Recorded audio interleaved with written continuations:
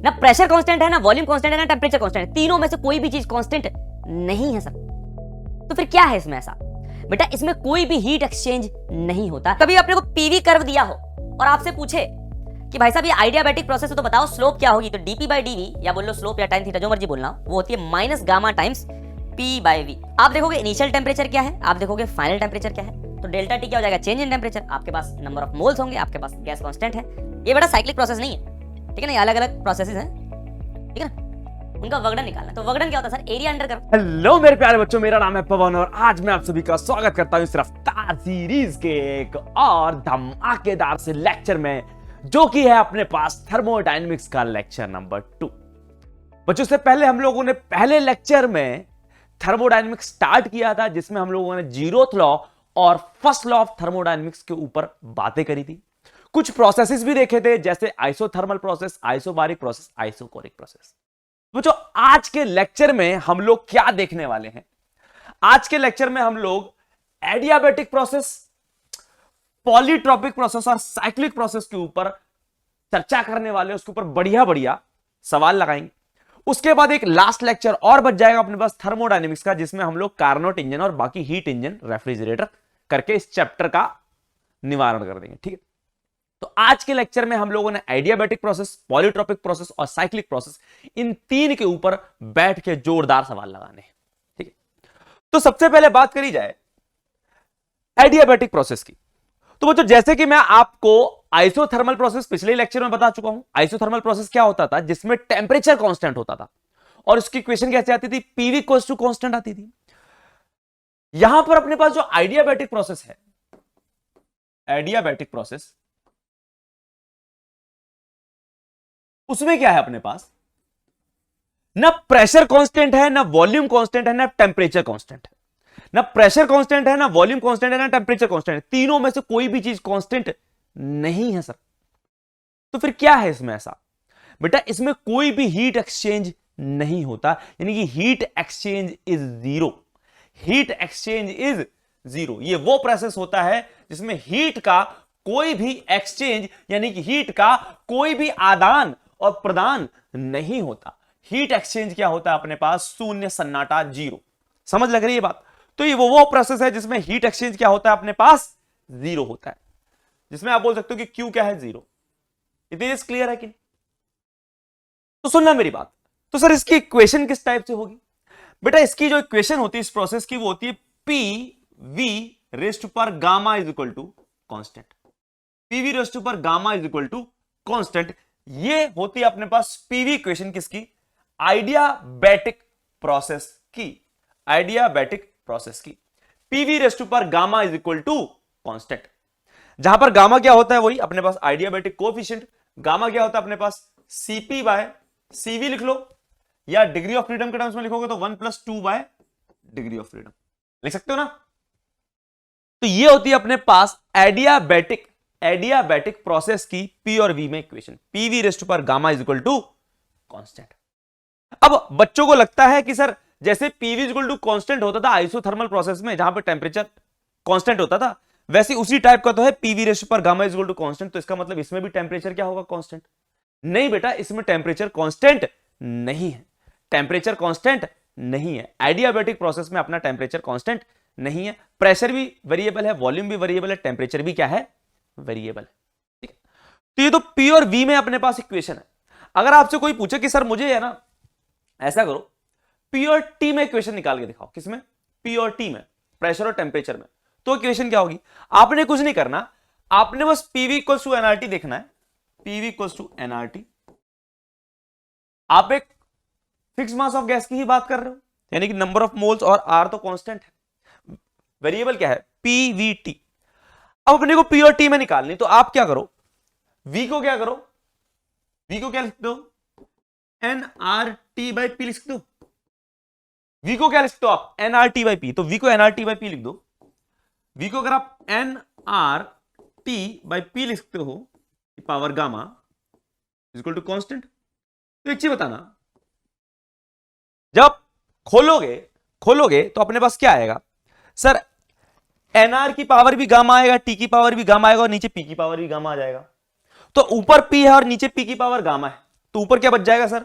ऊपर बच जाएगा अपने पास p की पावर 1 माइनस गामा। देखो भाई, नीचे p की पावर गामा आएगा, ऊपर p की पावर 1 है, ठीक है ना। तो अपने पास बेस सेम है, तो अगर डिवाइड हो तो पावर्स क्या होती, सब्ट्रैक्ट होती ना। तो यहां पे एक तरह से p की पावर 1 है, और जब करोगे तो गामा आता, तो क्या हो जाता अपने पास p की पावर 1 माइनस गामा, और t की पावर गामा बचता, t की पावर गामा बचता। अब कहोगे सर बाकी nr की पावर गामा वो क्या होता?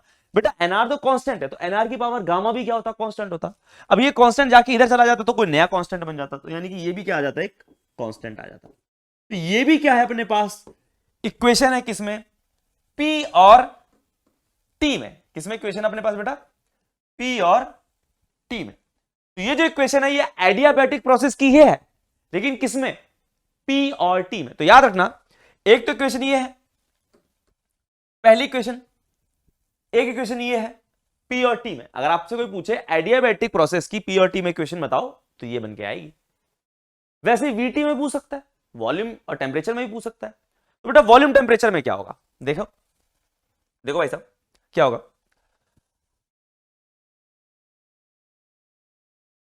अपने पास पीवी रेस्ट पर gamma is equal to constant था, इसी से बना लेंगे वॉल्यूम और टेम्परेचर की भी।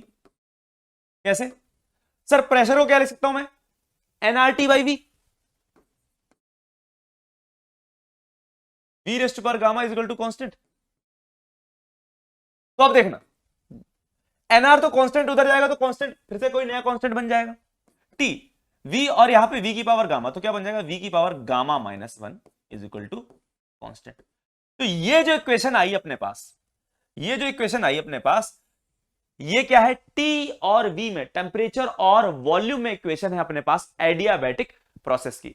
तो याद रखना अपने को आइडियाबैटिक प्रोसेस की इक्वेशन, आइडियाबैटिक प्रोसेस की इक्वेशन पीवी में भी याद होनी चाहिए। हालांकि अक्सर सवाल इससे आते हैं, लेकिन कभी कभी सवाल इससे भी पूछ लेते हैं, ठीक है ना। आपको इसमें भी इक्वेशन पता होनी चाहिए, पीटी में भी इक्वेशन पता होनी चाहिए, और टीवी में भी इक्वेशन पता होनी चाहिए। समझ लग रही है बात सबको? Is clear? समझ लग रही बात? अब देखो, हमने क्या बोला कि सर प्रेशर और वॉल्यूम की इक्वेशन देखे तो पीवी इक्वल टू क्या है? पीवी रेस्ट पर गामा इक्वल टू क्या है? कांस्टेंट। पीवी रेस्ट पर गामा इक्वल टू क्या है? कांस्टेंट है। तो इसका जो कर्व बनता प्रेशर और वॉल्यूम में, इसका जो कर्व बनता प्रेशर और वॉल्यूम में, वो कैसा आता? देखो, यहां पे जो P होता वो इनवर्सली प्रोपोर्शनल टू क्या होता? V की पावर गामा। यानी प्रेशर और वॉल्यूम क्या है? इनवर्सली प्रोपोर्शनल है V की पावर गामा के हिसाब से, ठीक है ना। तो यहां पर भी वैसे ही कर्व आएगा जैसा आइसोथर्मल प्रोसेस में आता था। वहां पे क्या होता था? P is inversely proportional to V होता था। यहां पर क्या है? P is inversely proportional to V की पावर गामा, V की पावर गामा।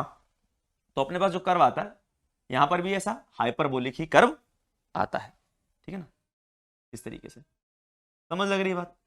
यानी कि जैसे जैसे वॉल्यूम इंक्रीज करेगा, प्रेशर क्या करेगा अपना? डिक्रीज करेगा। समझ लग रही है बात? अब बात की जाए किसकी? स्लोप की। स्लोप की, स्लोप क्या होगा? स्लोप क्या होगा इसका? सर स्लोप क्या होगा इसका? जो बेटा स्लोप होगा, या बोल लो tan थीटा, या m बोल दो, कुछ भी बोल सकते हो ना, कुछ भी बोल देते हैं।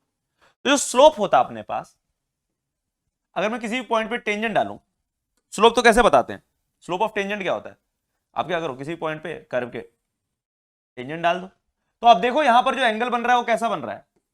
Greater than 90 degree.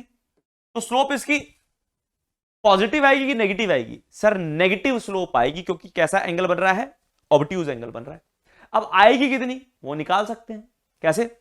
Sir PV raised पर gamma is equal to constant है, इसको क्या कर दो? डिफरेंशिएट कर दो। किसके रिस्पेक्ट में?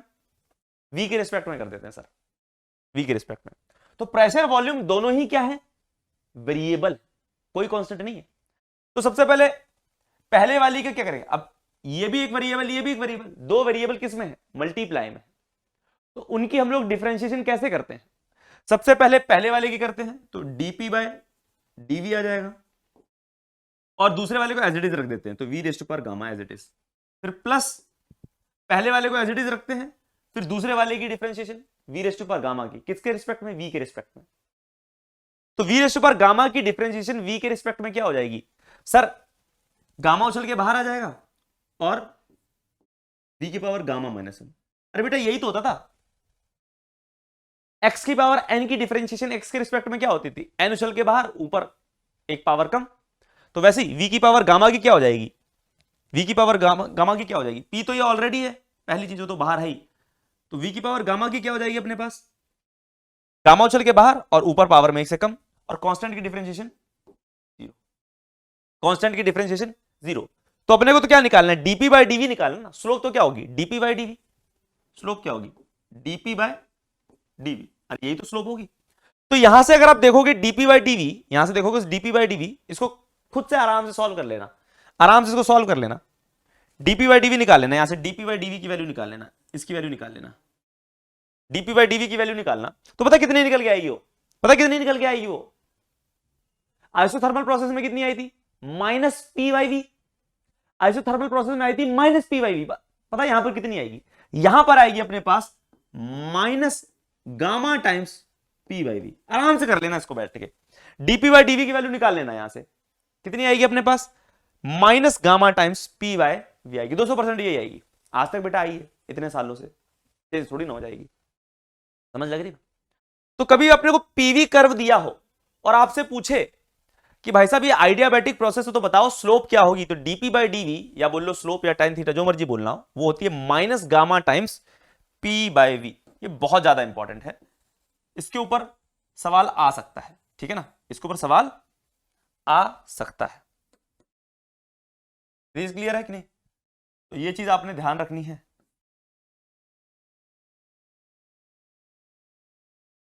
ये चीज आपने ध्यान में रखनी है। कोई दिक्कत है इसमें, चलो, तो ये तो बात थी अपने पास किसकी, स्लोप की। किसकी बात थी अपने पास, स्लोप की। स्लोप भाई साहब अपने पास क्या होती है, नेगेटिव स्लोप होती है, यानी कि minus gamma times P by V, PV curve में, ठीक है।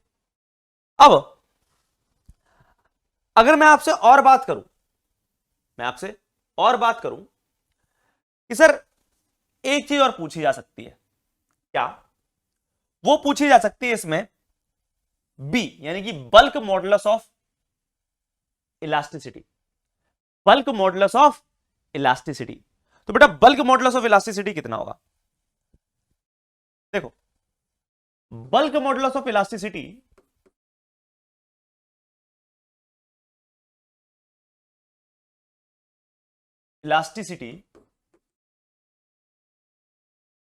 अपने पास एडियाबैटिक प्रोसेस में क्या होगा। सबसे पहले बल्क मॉडुलस ऑफ इलास्टिसिटी होता क्या था, ये बी से नोट करते थे हम लोग, वो होता क्या था, वो होता था minus V dP by dV, अरे यही होता था। अब देखो यहां से डीपी बाई डीवी कितना आ रहा है, minus gamma times P by V आ रहा है, तो डीपी बाई डीवी अपना आ कितना आ रहा है, स्लोप कितनी आ रही है, minus gamma times P by V. तो ऐसा करो, इसको इधर लेके जाओ, वी को इधर लेके जाओ, तो वी डीपी अपॉन डीवी, और माइनस को भी इधर लेके चले जाओ, is equal to gamma P. अरे भाई साहब यही तो क्या है, यही तो बल्क मॉडुलस ऑफ इलास्टिसिटी है। तो कितना आ रहा bulk modulus of elasticity, gamma times P. समझ लग रही बात, तो याद रखोगे जो बल्क मॉडुलस ऑफ इलास्टिसिटी है वो होता है गामा टाइम्स पी। बहुत ज्यादा इंपॉर्टेंट है, जेई मेंस में पूछा जा चुका है, इंपॉर्टेंट चीज है, ठीक है ना। आपके नीट में अभी तक नहीं पूछा गया है, लेकिन पूछा जाएगा, तो भाई साहब जिन्होंने थोड़ा सा भी ध्यान नहीं दिया होगा वो नहीं कर पाएंगे, ठीक है, गामा टाइम्स पी। तो इतनी चीज का आपको ध्यान देना है कि बल्क मॉडुलस ऑफ इलास्टिसिटी क्या होता है अपने पास आइडियाबैटिक प्रोसेस का, वो होता है गामा टाइम्स पी। और आइसोथर्मल में क्या होता था, सिंपल पी। आइसोथर्मल में क्या होता है, सिंपल प्रेशर, यहां पर क्या होता है गामा टाइम्स प्रेशर, ठीक है। अब इसी में कंप्रेसिबिलिटी पूछ ले,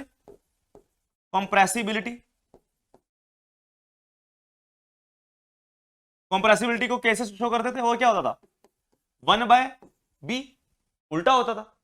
तो कितना हो जाएगा अपने पास कंप्रेसिबिलिटी, 1/गामा पी, ठीक है ना, 1/गामा पी।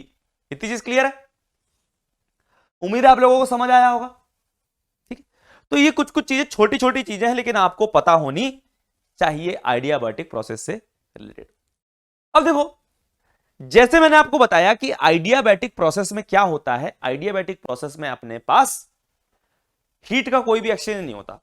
तो अगर मैं फर्स्ट लॉ ऑफ थर्मोडायनेमिक्स देखूं तो Q equals to delta U plus W होता है, यानी कि आप कोई भी हीट दे नहीं रहे गैस को, ना हीट गैस से ले रहे हो, यानी कि हीट का एक्सचेंज तो क्या है, जीरो है। तो डेल्टा U प्लस W, तो यहां पर जो वगड़न आ जाएगा अपने पास वो सिंपली कितना आ जाएगा, माइनस डेल्टा U। अगर आपसे पूछे कि वगड़न इन आइडियाबैटिक प्रोसेस क्या होगा, तो जो भी चेंज इन इंटरनल एनर्जी हो उसके आगे माइनस लगा देना, बस वही क्या हो जाएगा अपने पास, वर्क डन हो जाएगा। बस वही क्या हो जाएगा अपने पास, वर्क डन हो जाएगा। तो देखो सर, ये तो बहुत ही आसान है। कैसे? हमको पता है कि सर चेंज क्या होता है इंटरनल एनर्जी में, ये होता है minus n f by two R delta T. अरे यही तो चेंज होता है, ठीक है ना। आप ऐसे भी लिख सकते हो, आप ऐसे भी लिख सकते हो, आप चाहे तो एफ को गामा के टर्म्स में भी लिख सकते हो, एफ को चाहे तो आप गामा के टर्म्स में भी लिख सकते हो। कैसे? सर गामा होता है अपने पास, गामा क्या होता है, 1 प्लस 2 बाय एफ होता है। गामा क्या होता है, 1 प्लस 2 बाय एफ होता है। तो यहां से आप देखोगे कि जो अपने पास 2 बाय एफ की वैल्यू आई वो कितनी आई, गामा माइनस 1, ठीक है ना। तो हमारे पास क्या आ जाएगा, एफ की वैल्यू कितनी आ जाएगी अपने पास, 2 अपॉन गामा माइनस 1, ये आ जाएगी ना। तो एफ को अगर 2 अपॉन गामा माइनस 1 पुट करो तो क्या आ जाएगा अपने पास, देखना, माइनस एन, एफ की वैल्यू क्या पुट करो, 2 अपॉन गामा माइनस 1, नीचे भी 2 था, आर और डेल्टा टी। तो 2 से 2 कट गया, ये माइनस को नीचे लगा देता हूं, तो ओमेगा की वैल्यू कितनी आ गई, एन आर, ओमेगा नहीं सॉरी डब्ल्यू, वर्गडन, वर्गडन की वैल्यू कितनी आ गई, n R delta T upon 1 minus gamma. Minus नीचे लग गया, गामा माइनस 1 के साथ लगा दिया तो 1 माइनस गामा हो गया। तो this is the formula, this is the formula in, this is the formula for what, ये फॉर्मूला किसके लिए है, ये फॉर्मूला है work done, work done in adiabatic process.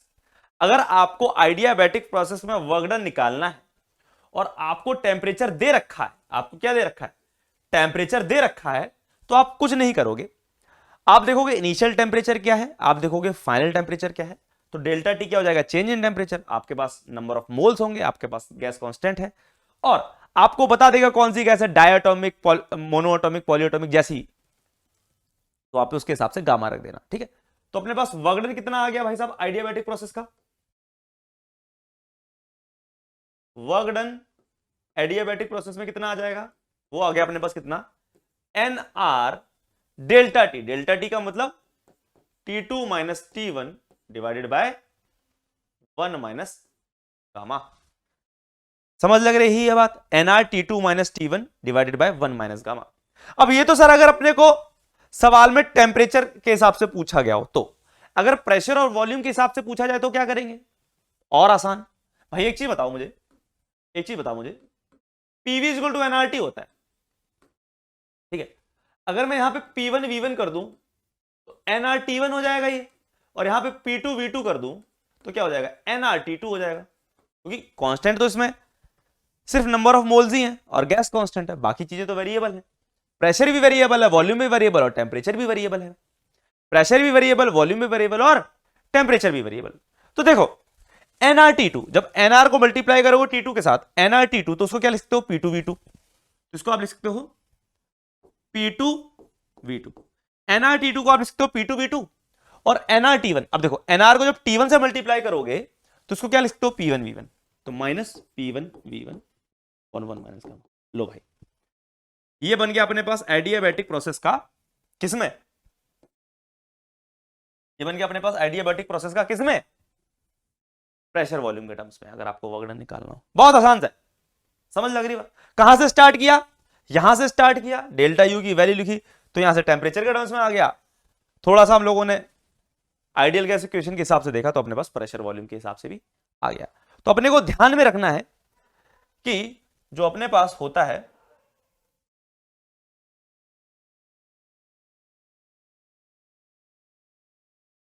जो वर्गडन होता है अपने पास टेम्परेचर के टर्म्स में वो होता है nr delta T. Delta T का मतलब होता है T2 minus T1 upon 1 minus gamma, मैंने यहां पे लिख दिया है।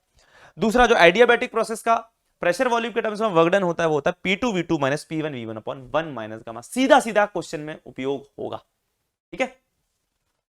तो इतनी चीज मत भूलना, क्वेश्चन गलत कर आओगे वरना, ठीक है। तो ये चीजें अपने को ध्यान में रखनी, ठीक है भाई साहब, इतना क्लियर है। चलो, तो ये चीज हमको समझ आती है। अब देखो, अब देखो क्या है अपने पास, क्या है अपने पास। अब एक कर्व आता है अपने पास, एक कर्व नहीं दो कर्व आते कायदे से। अगर मैं पीवी में कर्व बनाऊं, ठीक है ना, ये अपने पास पीवी में कर्व बनाऊं मैं, तो पीवी में जो कर्व बनेगा अपने पास क्या बनेगा, देखो ये अपने पास प्रेशर, ये वॉल्यूम। अगर तो अपनी गैस क्या कर रही है, एक्सपेंड कर रही है, अपनी गैस क्या कर रही है, एक्सपेंड कर रही है। तो समझो एक पर्टिकुलर स्टेट है, यहां पे कुछ प्रेशर था P, वॉल्यूम था मान लेते हैं V, यहां से वो एक्सपेंड करना शुरू कर रही है। एक बार इस प्रोसेस के अकॉर्डिंग कर रही है, एक बार इस प्रोसेस के अकॉर्डिंग कर रही है। तो आपसे पूछा जा रहा है, ये ग्राफ है 1 और ये वाला ग्राफ है 2, ठीक है ना, एक ये वाला ग्राफ है, एक ये वाला ग्राफ है, दोनों में गैस क्या कर रही है, अपनी एक्सपेंड कर रही है। गैस क्या कर रही है, अपनी एक्सपेंड कर रही है। तो पूछा जा रहा है कि कौन सा वाला ग्राफ आइसोथर्मल प्रोसेस का है और कौन सा वाला ग्राफ एडियाबैटिक प्रोसेस का है। कौन सा वाला ग्राफ आइसोथर्मल प्रोसेस का है, कौन सा वाला ग्राफ एडियाबैटिक प्रोसेस का है। तो देखो बेटा, यहां के अगर ध्यान से देखोगे, यहां पे अगर आप ध्यान से देखोगे तो जो फर्स्ट वाला है, फर्स्ट वाला जो ग्राफ है वो किसका है अपने पास, एडियाबैटिक का है। यानी कि जब भी अपने पास क्या हो, एक्सपेंशन हो, जब भी अपने पास क्या हो, एक्सपेंशन हो, तो जो नीचे वाला ग्राफ होता है वो होता है एडियाबैटिक प्रोसेस का। किसका होता है, एडियाबैटिक प्रोसेस का। इतनी चीज क्लियर है कि नहीं, इतनी चीज क्लियर है कि नहीं। तो वो किसका होता है, एडियाबैटिक प्रोसेस का होता है। और जो ऊपर वाला ग्राफ होता है वो किसका ग्राफ होगा अपने पास, आइसोथर्मल प्रोसेस का होगा। किसका होगा, आइसोथर्मल प्रोसेस का होगा। इतनी चीज क्लियर है, ये समझ लग रही है बात।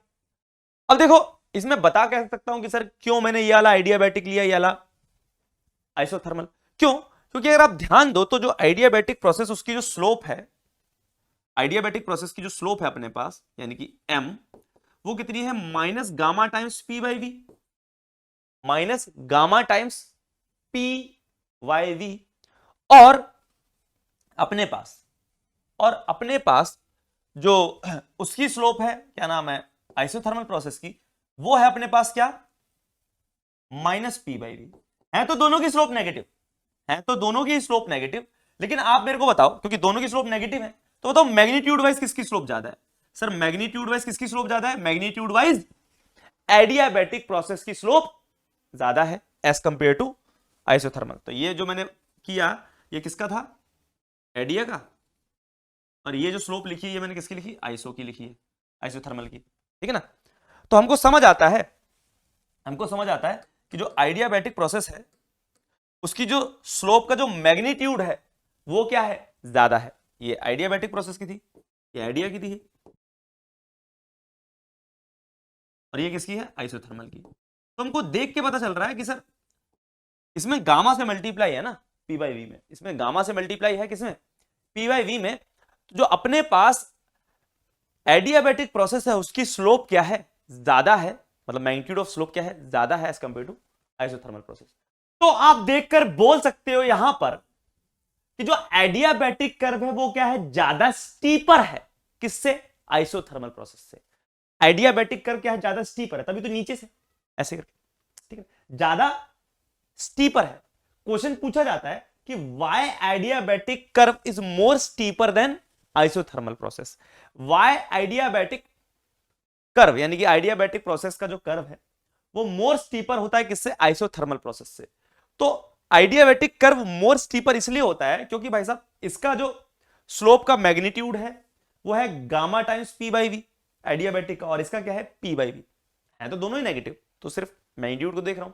तो किसका मैग्नीट्यूड ज्यादा है, स्लोप का मैग्नीट्यूड किसका ज्यादा है, एडियाबैटिक प्रोसेस के स्लोप का मैग्नीट्यूड ज्यादा है। क्यों ज्यादा है, क्योंकि सर इसमें गामा से मल्टीप्लाई है, और जो गामा की वैल्यू होती है वो 1 से हमेशा क्या होती है, बड़ी होती है। याद रखना, गामा की जो वैल्यू होती है वो हमेशा 1 से क्या होती है, बड़ी होती है। तो स्लोप ऑफ, या बोल लो magnitude of slope of, magnitude of slope of adiabatic process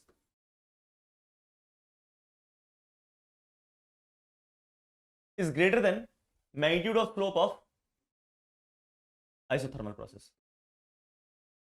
ठीक है, यही रीजन है अपने पास जिसकी वजह से ये मॉड लगा रखा मैंने, ठीक है ना, ये मॉड है, ये भी मॉड है। बस मॉड का मतलब क्या अपने पास, मैग्नीट्यूड। अब मैं बार बार मैग्नीट्यूड तो लिख नहीं रहा, ठीक है।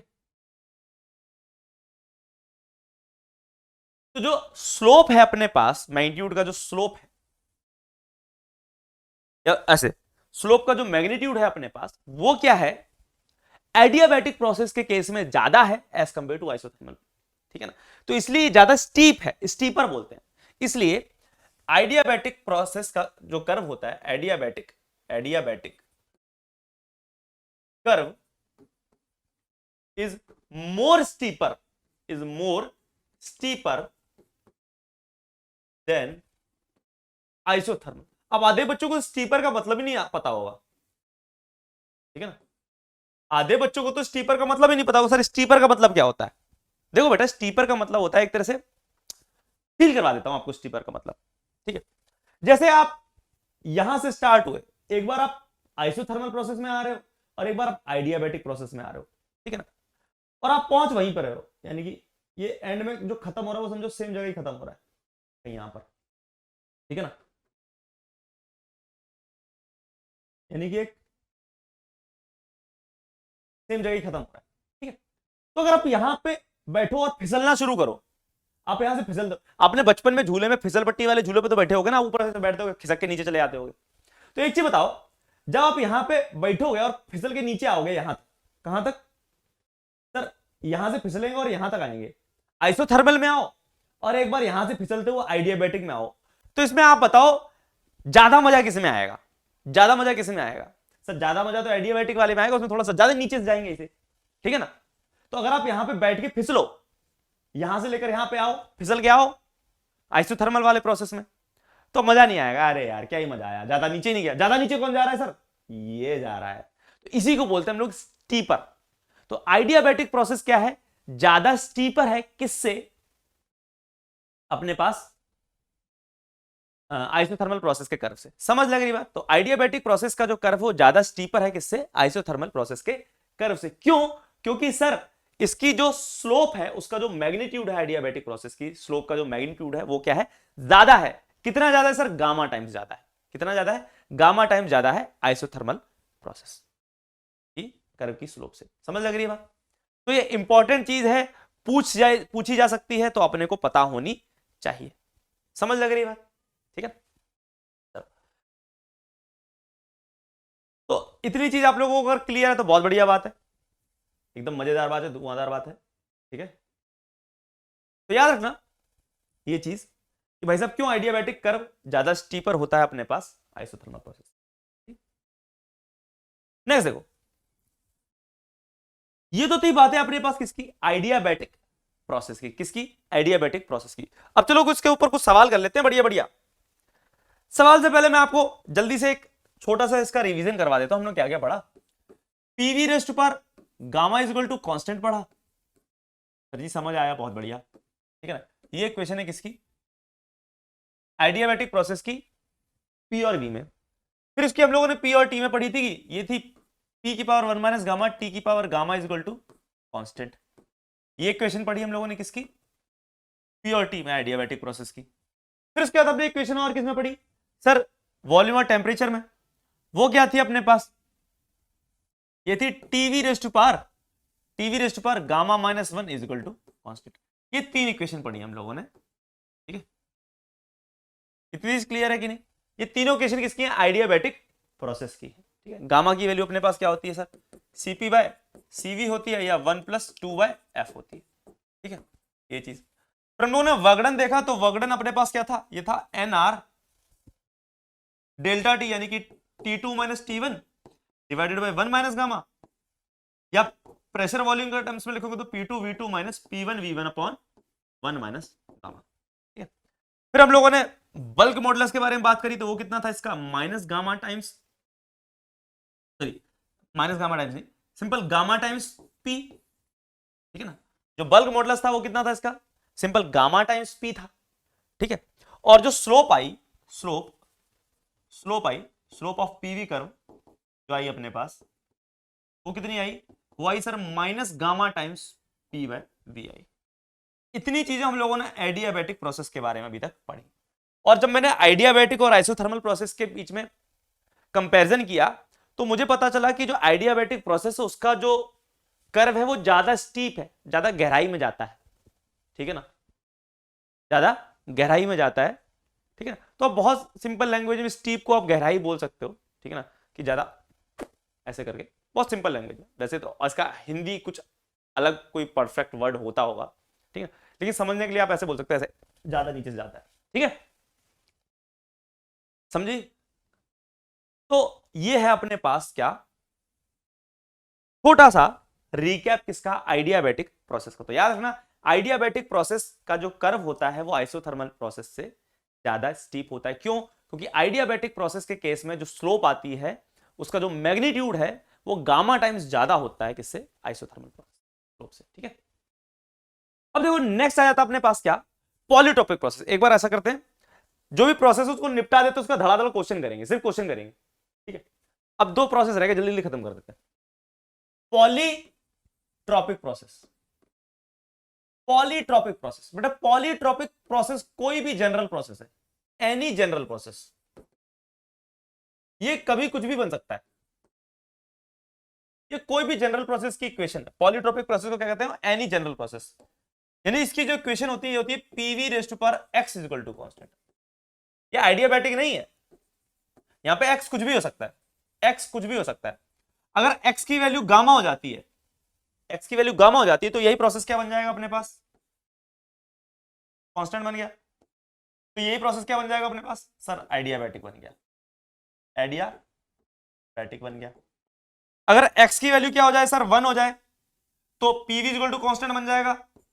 तो यही प्रोसेस क्या बन गया अपने पास, सर यही प्रोसेस बन गया अपने पास, आइसोथर्मल बन गया। ठीक है ना, तो बेटा x की वैल्यू कुछ भी हो सकती है।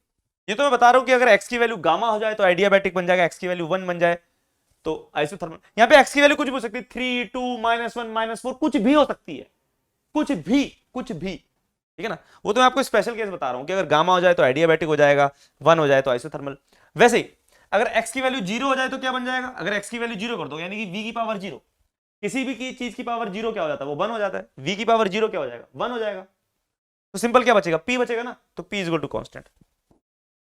कौन सी इक्वेशन बन गई सर, ये तो वाली इक्वेशन बन गई, कौन सी, आइसोबारिक। ठीक है ना, इतना समझ आ रहा है, कौन सी इक्वेशन बन गई, आइसोबारिक बन गई।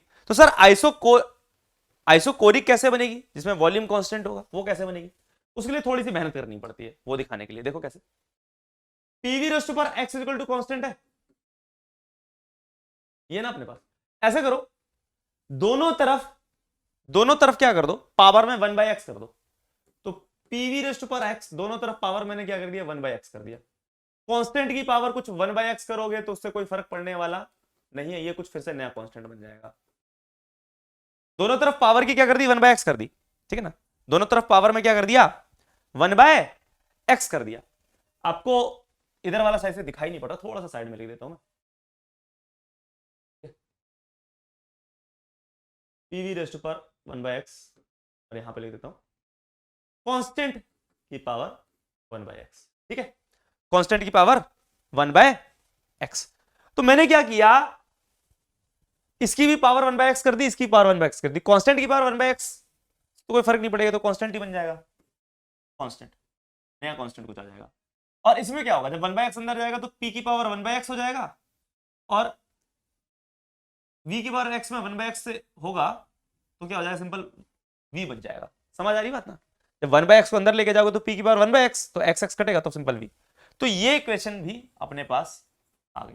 यानी आपने कुछ नहीं किया, आपने PV raised power x equal to constant को आपने ऐसे लिख लिया। गलत नहीं, ये भी सही है। आप PV raised power x equal to constant को आप ऐसे भी लिख सकते हो। आपने दोनों तरफ क्या किया, 1/x कर दिया पावर में, ठीक है। अब देखो इसका मतलब क्या हुआ, इसका मतलब क्या हुआ कि अगर आप x की वैल्यू, अगर आप x की वैल्यू क्या ले लो, x की वैल्यू क्या ले लो, अगर आप x की वैल्यू ले लेते हो इंफिनिटी, x की वैल्यू क्या ले लेते हो, इंफिनिटी, x की वैल्यू इंफिनिटी ले लो, तो अगर इंफिनिटी ले तो 1/इंफिनिटी क्या हो जाएगा, 0 हो जाएगा, तो p की पावर 0 हो गया। x की वैल्यू क्या ले लो, इंफिनिटी ले लो, तो 1/इंफिनिटी 0 हो गया, तो p की पावर 0 यानी कि 1। तो देखो v इक्वल टू कांस्टेंट आ गया, समझ आया ना। तो v इक्वल टू कांस्टेंट किसकी इक्वेशन होती है सर, आइसोकोरिक,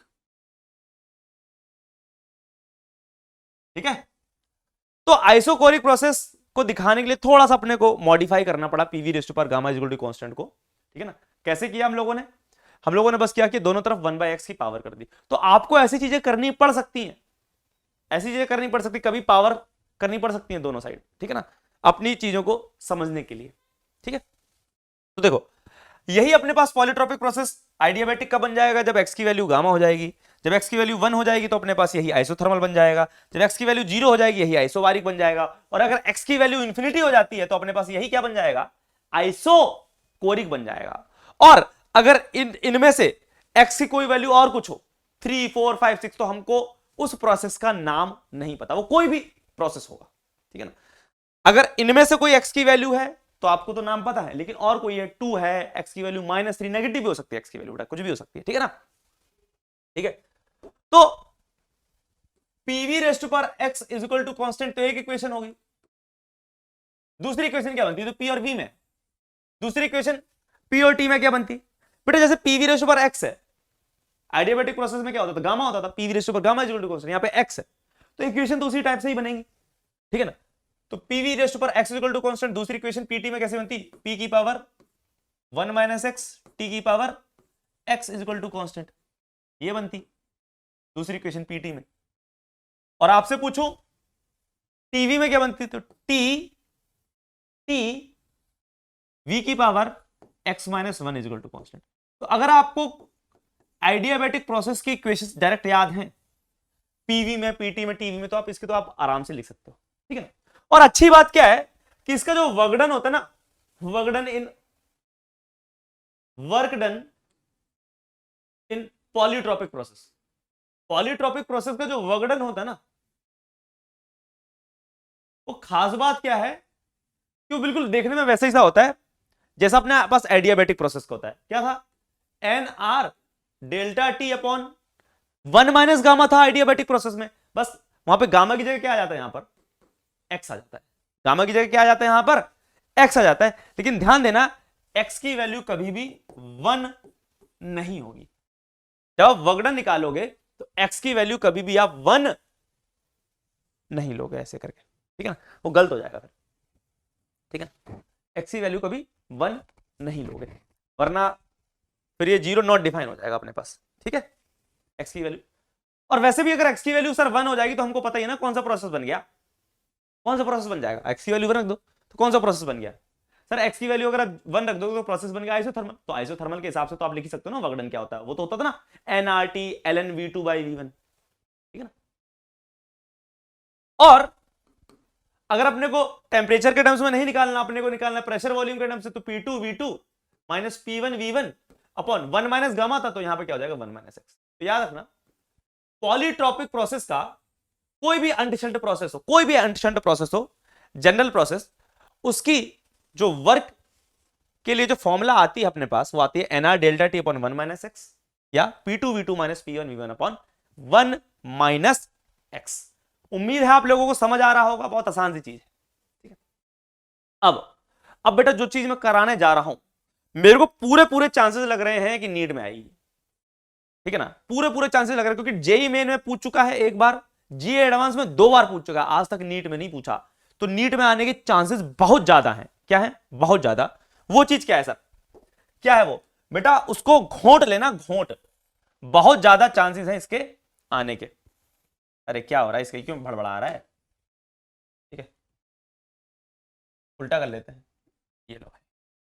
ठीक है, अब जो चीज मैं आपको बताने जा रहा हूं वो क्या है, समझना मेरी बात को। वो है अपने पास molar heat capacity. Molar heat capacity किसके केस में सर? मोलर हीट कैपेसिटी किसके केस में? In polytropic process. In polytropic process, कोई भी जनरल प्रोसेस हो उसकी मोलर हीट कैपेसिटी कैसे देखते हैं? कोई भी अपने पास जनरल प्रोसेस हो उसकी मोलर हीट कैपेसिटी कैसे देखते हैं? अब देखो, आप क्या लगा सकते हो यहां पर? आप यहां पे फर्स्ट लॉ ऑफ थर्मोडायनेमिक्स लगा सकते हो कि Q is equal to delta U plus W होता है। Q क्या होता है सर? NC delta T। अब ये कोई ऐसा प्रोसेस है ना कि वो कांस्टेंट वॉल्यूम पे हो रहा, ना कांस्टेंट प्रेशर पे हो रहा, कुछ भी है, कोई भी जनरल प्रोसेस है, तो मैंने इसकी मोलर हीट कैपेसिटी को सिंपल C लिख लिया। NC डेल्टा C लिख सकता हूं ना मैं? याद करो, मैंने पिछले लेक्चर में बताया था कि आप हीट को क्या लिखते हो? NC delta T। हीट को क्या लिख सकते हो आप? NC डेल्टा T लिख सकते हो। डेल्टा U को क्या लिख सकता हूं मैं सर? डेल्टा U को मैं लिख सकता हूं, डेल्टा U को मैं लिख सकता हूं, इसको लिख सकता हूं मैं NF/2 R डेल्टा T। लिख सकता हूं कि नहीं लिख सकता? लिख सकता हूं। वर्क डन को क्या लिख सकता हूं? अभी लिखा था, NR delta T divided by 1 minus x. लिख सकता हूं बिल्कुल। तो sir N delta T, N delta T, N delta T, N delta T, N delta T, N delta T उड़ गए। तो बताओ क्या आया अपने पास? क्या आया यहां से? C क्या निकल के आ रहा है सर? C जो निकल के आ रहा है, C जो निकल के आ रहा है वो आ रहा है FR/2 plus R upon 1 minus x. आपने बस इस चीज को याद कर लेना है, आपका बेड़ा पार हो जाएगा, आपका बेड़ा पार हो जाएगा बेटा। पूरे पूरे चांसेस हैं, पूरे पूरे चांसेस ये सवाल आने के, पूरे पूरे चांसेस ये सवाल आने के। तो देखो सर क्वेश्चन कैसे बनेगा? क्वेश्चन ऐसे बनेगा, इसके ऊपर क्वेश्चन कैसे बनेगा सर? आपको दे देगा PV raise to power, PV raise to पार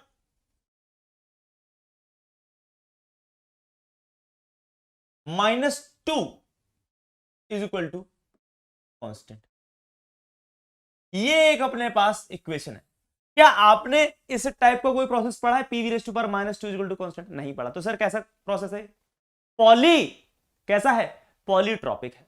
तो आपसे पूछा जाए what is the molar capacity, molar heat capacity, molar specific heat capacity of this process, what is the molar specific heat capacity for this process? इस process की molar specific heat capacity क्या होगी sir? बताओ मुझे क्या होगी। और अपने को जो गैस दे रखी है वो कैसी समझो? डायटोमिक गैस है। डायटोमिक गैस भी दे रखी होगी सर, कोई डायटोमिक गैस है, एक डायटोमिक गैस है, वो इस प्रोसेस को फॉलो कर रही है। तो बताओ इस प्रोसेस के केस में अपने पास मोलर स्पेसिफिक हीट कैपेसिटी क्या होगी? तो देखो सर, एक्स की वैल्यू देख के पता चल रही है क्या है सर? एक्स की वैल्यू है -2। एक्स की वैल्यू क्या है? -2। PV raise to power x equal to constant से कंपेयर करेंगे तो एक्स की वैल्यू क्या है? -2 है। अब सी का फॉर्मूला अभी हम लोगों ने पढ़ा, वो था FR/2 plus R upon 1 minus x. तो F क्या है सर? डिग्री ऑफ फ्रीडम क्या होगी? डायटोमिक गैस और डिग्री ऑफ फ्रीडम 5 होगी। R upon 2 plus R 1 minus x. X की वैल्यू कितनी है सर? -2 है। तो ये कितना आ गया? 5R/2 प्लस R/3, इतना आया। तो एलसीएम लो, ये 6 आ गया, ऊपर जाएगा 15, 2 तो 17R/16। This is the answer, this is the answer. बेटा आ चुका है जेई एडवांस में 2 बार और मेंस में 1 बार। आपके आने के पूरे चांसेस है। सुपर इंपॉर्टेंट डाल लेना, सुपर इंपॉर्टेंट, सुपर से भी ऊपर इंपॉर्टेंट बेटा, सुपर इंपॉर्टेंट।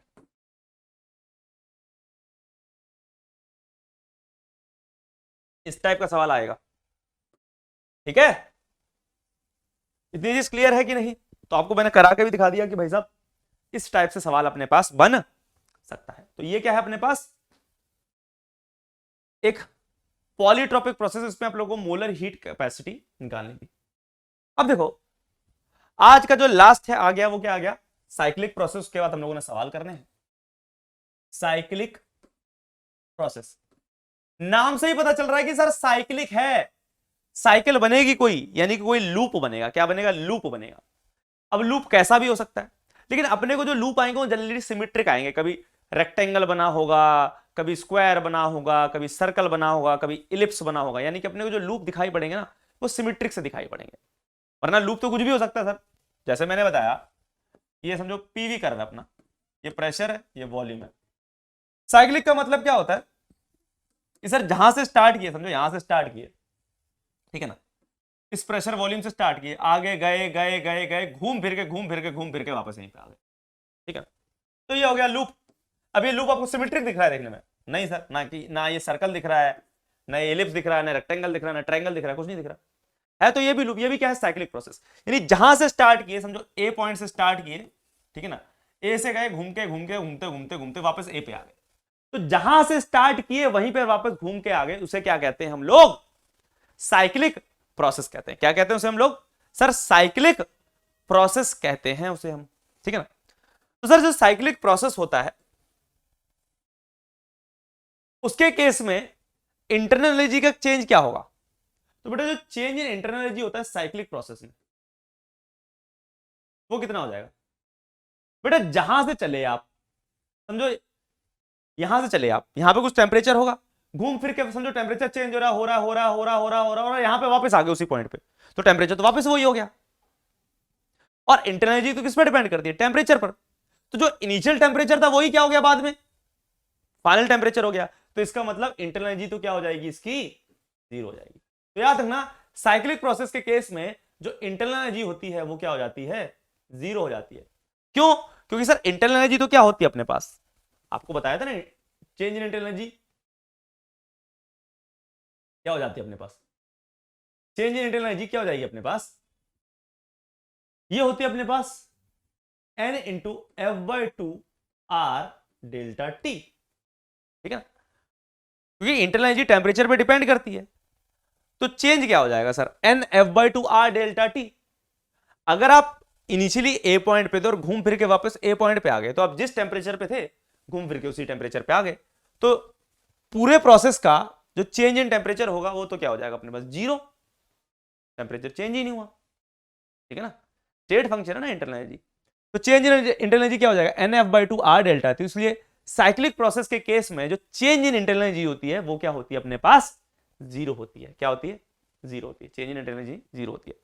तो सर अगर इसे फर्स्ट लॉ ऑफ थर्मोडायनेमिक्स लगाएं तो Q equal to delta U plus W, यानी कि साइक्लिक प्रोसेस के केस में हीट प्लस साइक्लिक प्रोसेस की change in internal energy plus cyclic process का वर्क डन।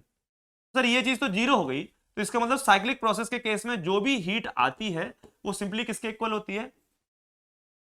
वर्क डन के। सिंपल सिंपल अपने पास।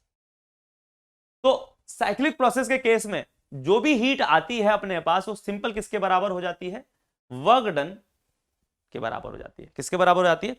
Work done in cyclic process के बराबर आती है, ठीक है ना। तो अपने पास साइक्लिक प्रोसेस केस में जो भी नेट हीट आती है वो किसके बराबर हो जाती है? वर्क डन के बराबर हो जाती है। अब सर वर्क डन कैसे निकालेंगे बेटा? साइक्लिक प्रोसेस का वर्क डन बहुत आसान होता है।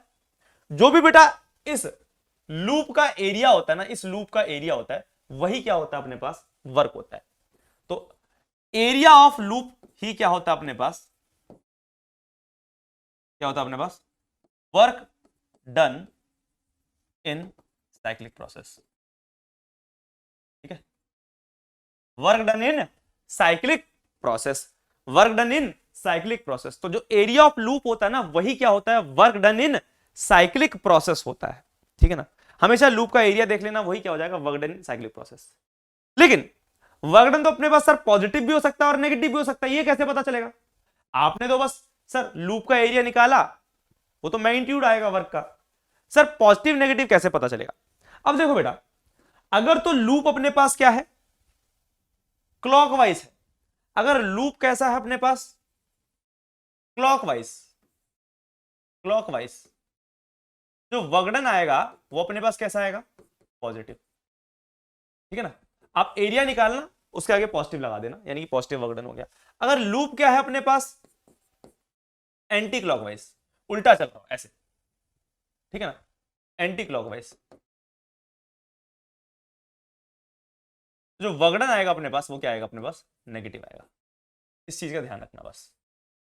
तो जो भी आप एरिया निकालोगे उसके आगे बस माइनस लगा देना। समझ लग रही बात। जैसे कि आपको एग्जांपल के तौर पे बताता हूं, समझो अपने पास क्या है, ये इस तरीके से, ये इस तरीके से अपने पास, आपने क्या किया, यहां से स्टार्ट हुए, ऐसे गए, ठीक है, ऐसे गए और घूम फिर के वापस ऐसे आ गए, ठीक है सर। ए पॉइंट से स्टार्ट किए, बी पे गए, फिर सी पे गए, तो ए से बी गए, बी से सी गए, सी से वापस ए पे आ गए, ठीक है ना। ए अपना इनिशियल पॉइंट है, ये प्रेशर है, ये वॉल्यूम है। ये समझो प्रेशर क्या था, V था, सॉरी वॉल्यूम क्या था, V था। ये समझो वॉल्यूम 4V, ये प्रेशर समझो P था, और यहाँ पे प्रेशर कितना था, 3P था। समझ लग रही बात, देखो दिखाई पड़ रहा है सबको। ये अपने पास एक साइक्लिक प्रोसेस का मैंने आपको एक एग्जांपल दे रहा हूं कि कैसे आप देखोगे। आपसे पूछा जाए कि sir change in internal of the cyclic process क्या हो जाएगी sir, change in internal of the cyclic process, वो तो सर 0 हो जाएगी सीधा। क्योंकि अगर आप ए पॉइंट से स्टार्ट किए, ए पॉइंट से स्टार्ट किए, घूम फिर के वापस ए पे ही आ गए हो, तो साइक्लिक प्रोसेस की जो चेंज इन इंटरनल हो जाएगी वो 0 हो जाएगी। और वर्गडन कितना होगा सर, वर्गडन, वर्गडन क्या होगा, इसका एरिया। तो वर्गडन क्या हो जाएगा अपने पास sir, work done in cyclic process, work done in cyclic process वो सिंपली हो जाएगा एरिया इनसाइड लूप। अब देखो लूप क्या है, एंटी क्लॉकवाइज की क्लॉकवाइज है सर, लूप घूम रहा है एंटी क्लॉकवाइज, तो इसका मतलब वर्गडन अपने पास नेगेटिव आएगा, तो बाहर माइनस लगा देना। अब एरिया देख लो, एरिया कितना हो जाएगा सर, एरिया ऑफ ट्रायंगल हो जाएगा। ये एरिया ऑफ ट्रायंगल कितना हो जाएगा सर, ये है अपने पास 4V माइनस वी, सर ये गैप है अपने पास 3V का, और ये कितने का है, ये अपने पास 3P माइनस पी, ये अपने पास 2P का। तो एरिया ऑफ ट्रायंगल क्या होता है, 1/2, बेस कितना है सर 3V है, और हाइट कितनी है सर 2P है। तो ये कटा, तो आंसर कितना आ गया अपने पास, -3PV। वर्गडन कितना आ गया साइक्लिक प्रोसेस में, -3PV, क्योंकि एंटी क्लॉकवाइज था इसलिए माइनस लगा दिया। अगर ये चीज ऐसे जा रही होती, ऐसे क्लॉकवाइज जा रही होती, तो आंसर कितना हो जाता, 3PV हो जाता, माइनस नहीं आता। बस समझ लग रही बात। अगर एंटी क्लॉकवाइज होगा तो माइनस लगा दिया, अगर यही ए से सी जाता, सी से बी जाता, फिर वापस ए पे आता, तो कैसा हो जाता, क्लॉकवाइज हो जाता, ठीक है ना। फिर कैसा हो जाता, क्लॉकवाइज हो जाता। तो क्लॉकवाइज हो जाता तो उसके केस में हम लोग बस माइनस नहीं लगाते, सिंपल आंसर 3PV होता है। यहां पर क्या है, एंटी क्लॉकवाइज है, ए से बी जा रहा, बी से सी जा रहा, सी से ए आ रहा, तो इसलिए माइनस लगाया, ठीक है ना। तो अपने पास आंसर कितना आ गया, -3PV। ये आ गया अपने पास वर्गडन इन साइक्लिक प्रोसेस। अब मुझे पता है sir work done in cyclic process क्या है, -3PV। अब हमको पता है कि सर Q इसमें किसके बराबर होता है, W के ही बराबर होता है। साइक्लिक प्रोसेस का जो Q होता है वो W के ही बराबर होता है। तो जो हीट आएगी अपने पास, जो नेट हीट आई साइक्लिक प्रोसेस में, वो कितनी आई, -3PV ही आई, ठीक है। तो बेटा इस तरीके से हम लोग सवालों को सॉल्व करेंगे, इस तरीके से हम लोग सवालों को सॉल्व करेंगे। तो ये था अपने पास एक साइक्लिक प्रोसेस का आपके पास डेमो कि किस टाइप से आपको साइक्लिक प्रोसेस के सवालों को डील करना है, ठीक है। तो जल्दी से फटाफट सवाल करने हैं अपन लोगों ने, 7-8 सवाल करने हैं और अपने कंसेप्ट को एकदम मजबूत करना है, सवाल करके जाना है, ठीक है भाई साहब। तो देखो भाई सवाल पे अगर टूटे तो सबसे पहले टूटते हैं इस सवाल पर, a thermodynamic system undergoes cyclic process ABCDA as shown in the figure, the work done by the system is. बताओ वर्क डन सिस्टम में कितना होगा, PV कर्व है अपने पास, ठीक है, साइक्लिक प्रोसेस अपने पास, ठीक है। तो ये A से B गया, B से C गया, C से O, O से D, इस टाइप से जा रहा है, समझ पा रहे बात बेटा। ये ऐसे ऐसे ऐसे ऐसे ऐसे ऐसे और ऐसे, ठीक है। इतनी चीज क्लियर है कि नहीं, इतनी चीज आप लोगों को क्लियर है कि नहीं। तो देखो भाई साहब इस प्रोसेस का अपने को क्या निकालना है, वर्क निकालना है। तो आप इसको ओरली कर सकते हो, ओरली कर सकते हो। कैसे सर? क्योंकि सर हमको पता है जितना इस ट्रायंगल का एरिया है, इसका एरिया उतना ही तो सर इस ट्रायंगल का भी एरिया है सर, इस वाले का। देखो ना, ये ट्रायंगल और ये ट्रायंगल सिमेट्रिक है ना, दोनों सेम ही से है, सेम ही से है ना। देखो जितना इसका एरिया आएगा उतना इसका एरिया भी आएगा। देखो V0 2 V0, इसके लिए V0 2 V0, ठीक है ना। इसके लिए 2 P0 और P0 यानी P0 का गैप है, और इसके लिए भी 3 P0 और 2 P0 P0 का गैप है। तो आप देखोगे दोनों के जो एरिया आएंगे, दोनों ट्रायंगल के जो एरिया आएंगे वो सेम आएंगे। तो सर इसका मतलब वर्कडन तो एरिया होता है, वर्कडन तो एरिया होता है। तो सर इस वाले ट्रायंगल का जो एरिया आएगा, ठीक है ना, वही वर्कडन हो जाएगा। इस वाले ट्रायंगल का जो एरिया होगा वो वर्कडन आएगा। लेकिन आप देख लो कि वर्कडन पॉजिटिव और नेगेटिव। सर इसका जो वर्कडन आता, ये तो कैसे घूम रहा है अपने पास, ये ऐसे घूम रहा है, ये ऐसे घूम रहा है, इस तरीके से, इस तरीके से घूम रहा है। यानी कि अपने पास कैसे घूम रहा है, क्लॉक वाइज घूम रहा है। तो सर इसका जो वर्कडन आता वो पॉजिटिव आता, ठीक है ना। इसका वर्कडन कैसा आता, पॉजिटिव आता, यानी इसका एरिया में पॉजिटिव में लेता। और सर इस वाले का क्या है, ये कैसे घूम रहा है अपने पास, तो एंटी क्लॉकवाइज घूम रहा है। कैसे घूम रहा है, एंटी क्लॉकवाइज। तो इसको मैं ले लेता नेगेटिव। अब दोनों के वर्कडन सेम ही तो आते क्योंकि दोनों का एरिया सेम है। तो एक जितना पॉजिटिव है दूसरा उतना नेगेटिव है, तो नेट कितना हो जाता, 0 हो जाता अपने पास। तो नेट आंसर कितना हो गया अपने पास, 0 हो गया। इतनी चीज क्लियर है? चल और कर सकते थे बेटा। नेक्स्ट देखो, a thermodynamic system is taken through cycle A B C D A as shown in the figure। एक मिनट रखना। हाँ तो अपने पास क्या था कि एक साइक्लिक प्रोसेस आपको दे रखा है, ठीक है ना। देखो भाई थोड़ा सा एक कर्व हिल गया है, ठीक है ना। तो ये समझना जो A है उस वहां पे वॉल्यूम V है, B जहां पर B है उसका वॉल्यूम 3 थोड़ा सा हिल गया अपनी जगह से, थोड़ा सा साइड पे था, हिल गया अपनी जगह से, ठीक है। तो भाई साहब एक साइक्लिक प्रोसेस में आपसे क्या पूछा है, heat rejected by the gas, यानी हीट पूछी है ड्यूरिंग द साइकिल। तो आपसे heat during the cyclic process पूछी है, तो क्या हो जाएगा, work done cyclic process. Sir work done क्या होगा, सर ये होगा, वर्कडन क्या होगा, ये होगा। अब बताओ वर्कडन नेगेटिव होगा कि पॉजिटिव होगा। सर ये जा रहा है ए से बी, बी से सी, सी से डी, डी से ए, तो एंटी क्लॉकवाइज, तो वर्कडन क्या आएगा, नेगेटिव आएगा। कितना आ जाएगा एरिया इसका, इसका एरिया कितना होगा सर, ये गैप है अपने पास 3v माइनस वी यानी कि 2v, और ये कितना है अपने पास सर 2p माइनस p यानी कि p, तो p इंटू 2p 2v। भाई एरिया ऑफ रेक्टेंगल क्या होगा, p इंटू 2v हो जाएगा ना, आंसर कितना आ जाएगा -2pv, यही तो हो जाएगा। माइनस साइन यही वर्कडन के बराबर है, यही क्या है, हीट के बराबर। अब माइनस साइन क्या शो करता है सर, हीट में अगर माइनस साइन लगा हो तो क्या होता है कि heat release by the gas होता है ना। पॉजिटिव हो हीट तो क्या होता है कि heat absorb by the gas, minus sign हो तो heat released by the gas. तो माइनस साइन अपने को क्या शो कर रहा है कि हीट रिजेक्टेड है या हीट रिलीज्ड।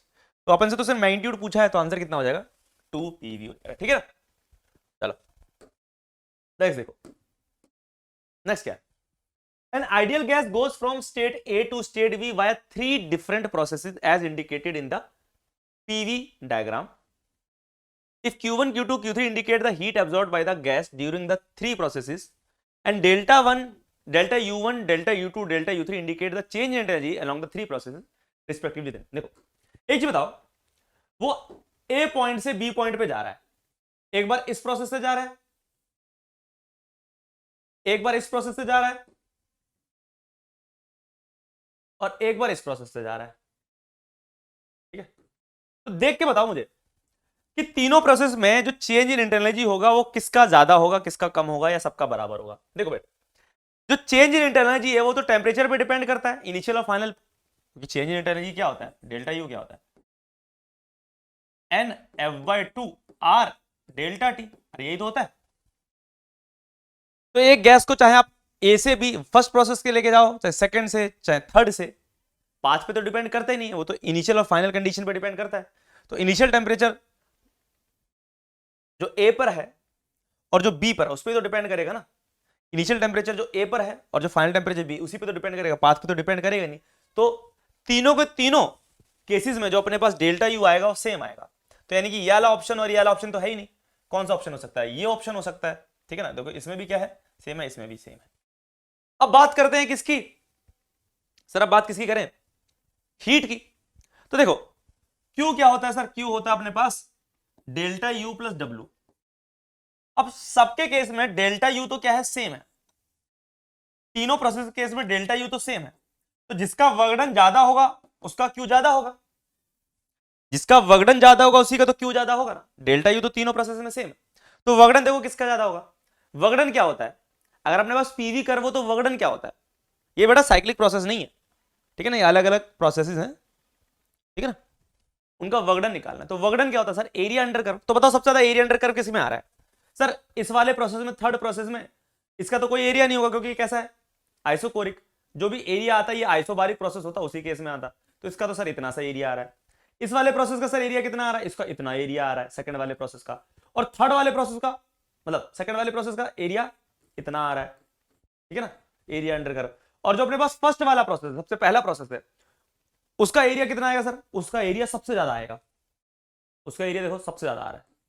समझ पा रहे बात, समझ लग रही बात, देखो दोबारा देखो, दोबारा देखो भाई साहब, जो थर्ड वाला प्रोसेस होता इसका तो कोई एरिया नहीं आता, ये तो स्ट्रेट लाइन है, एरिया किसका आता, इसका आता नीचे, तो सर थर्ड वाले प्रोसेस में तो बस इतना सा एरिया आ रहा है नीचे वाला ये, ठीक है। सेकंड वाले प्रोसेस का, सर सेकंड वाले प्रोसेस में एरिया ज्यादा आ रहा है, ठीक है ना, तो वर्क ज्यादा होगा। फर्स्ट वाले प्रोसेस का एरिया सबसे ज्यादा आ रहा है, तो फर्स्ट वाले प्रोसेस का वर्क सबसे ज्यादा सेकंड वाले से, फिर सेकंड वाले का ज्यादा किससे, थर्ड वाले से। समझ लग रही बात, ऐसे चल रहा है। वर्क किसका सबसे ज्यादा सर, फर्स्ट वाले का, फिर सेकंड वाले का, फिर थर्ड वाले का। तो वर्क अगर फर्स्ट वाले का ज्यादा है तो फर्स्ट वाले की में हीट भी ज्यादा आएगी, फिर सेकंड वाले में आएगी, फिर थर्ड वाले में आएगी, यानी कि Q1 is greater than Q2 is greater than Q3, यानी कि ए ऑप्शन। बेटा सवाल आया हुआ है, ठीक है ना, आपके उसमें नीट में जितने भी सवाल कराता हूं उसमें से मोस्टली सवाल आए हुए होते हैं, ठीक है, आपको कॉन्फिडेंस मिलता चले कि हाँ भाई सही कर रहे हो एकदम, ठीक है। ये क्वेश्चन है, इसको पहले मेंशन कर लो, वेरी गुड क्वेश्चन, आपने वापस से इसको रिवाइज करके जाना है, वेरी गुड क्वेश्चन, कतई गुड क्वेश्चन है बेटा।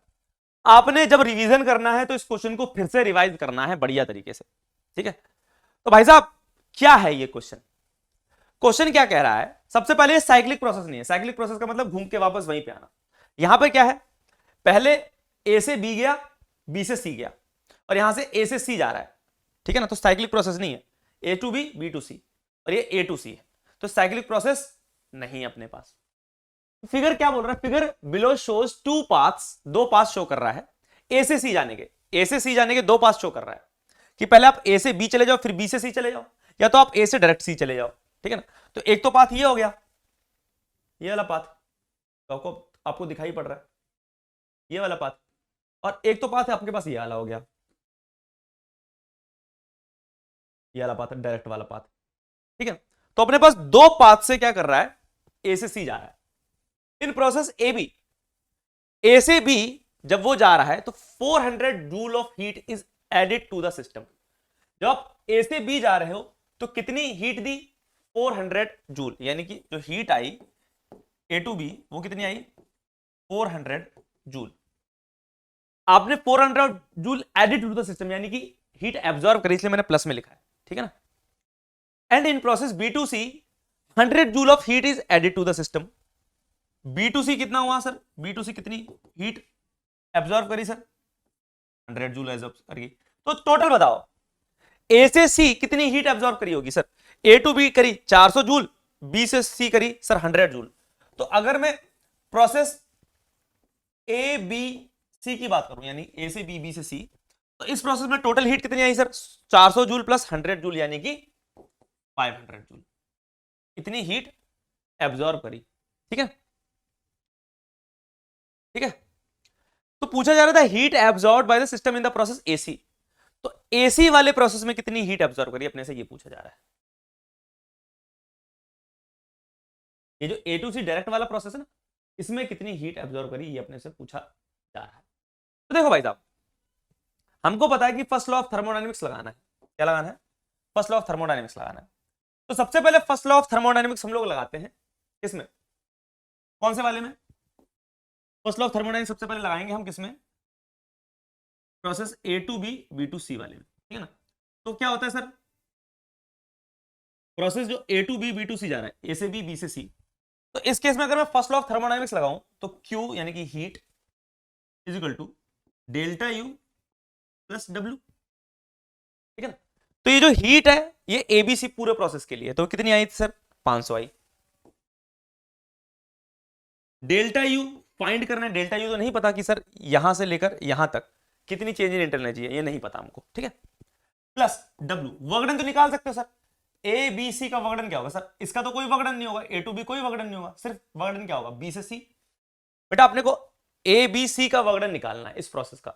सर ए से बी तो कोई वर्गडन नहीं होगा क्योंकि कोई भी एरिया अंडर नहीं आ रहा, वैसे भी कैसा प्रोसेस है, आइसोकोरिक प्रोसेस, आइसोकोरिक प्रोसेस कोई वर्क नहीं होता।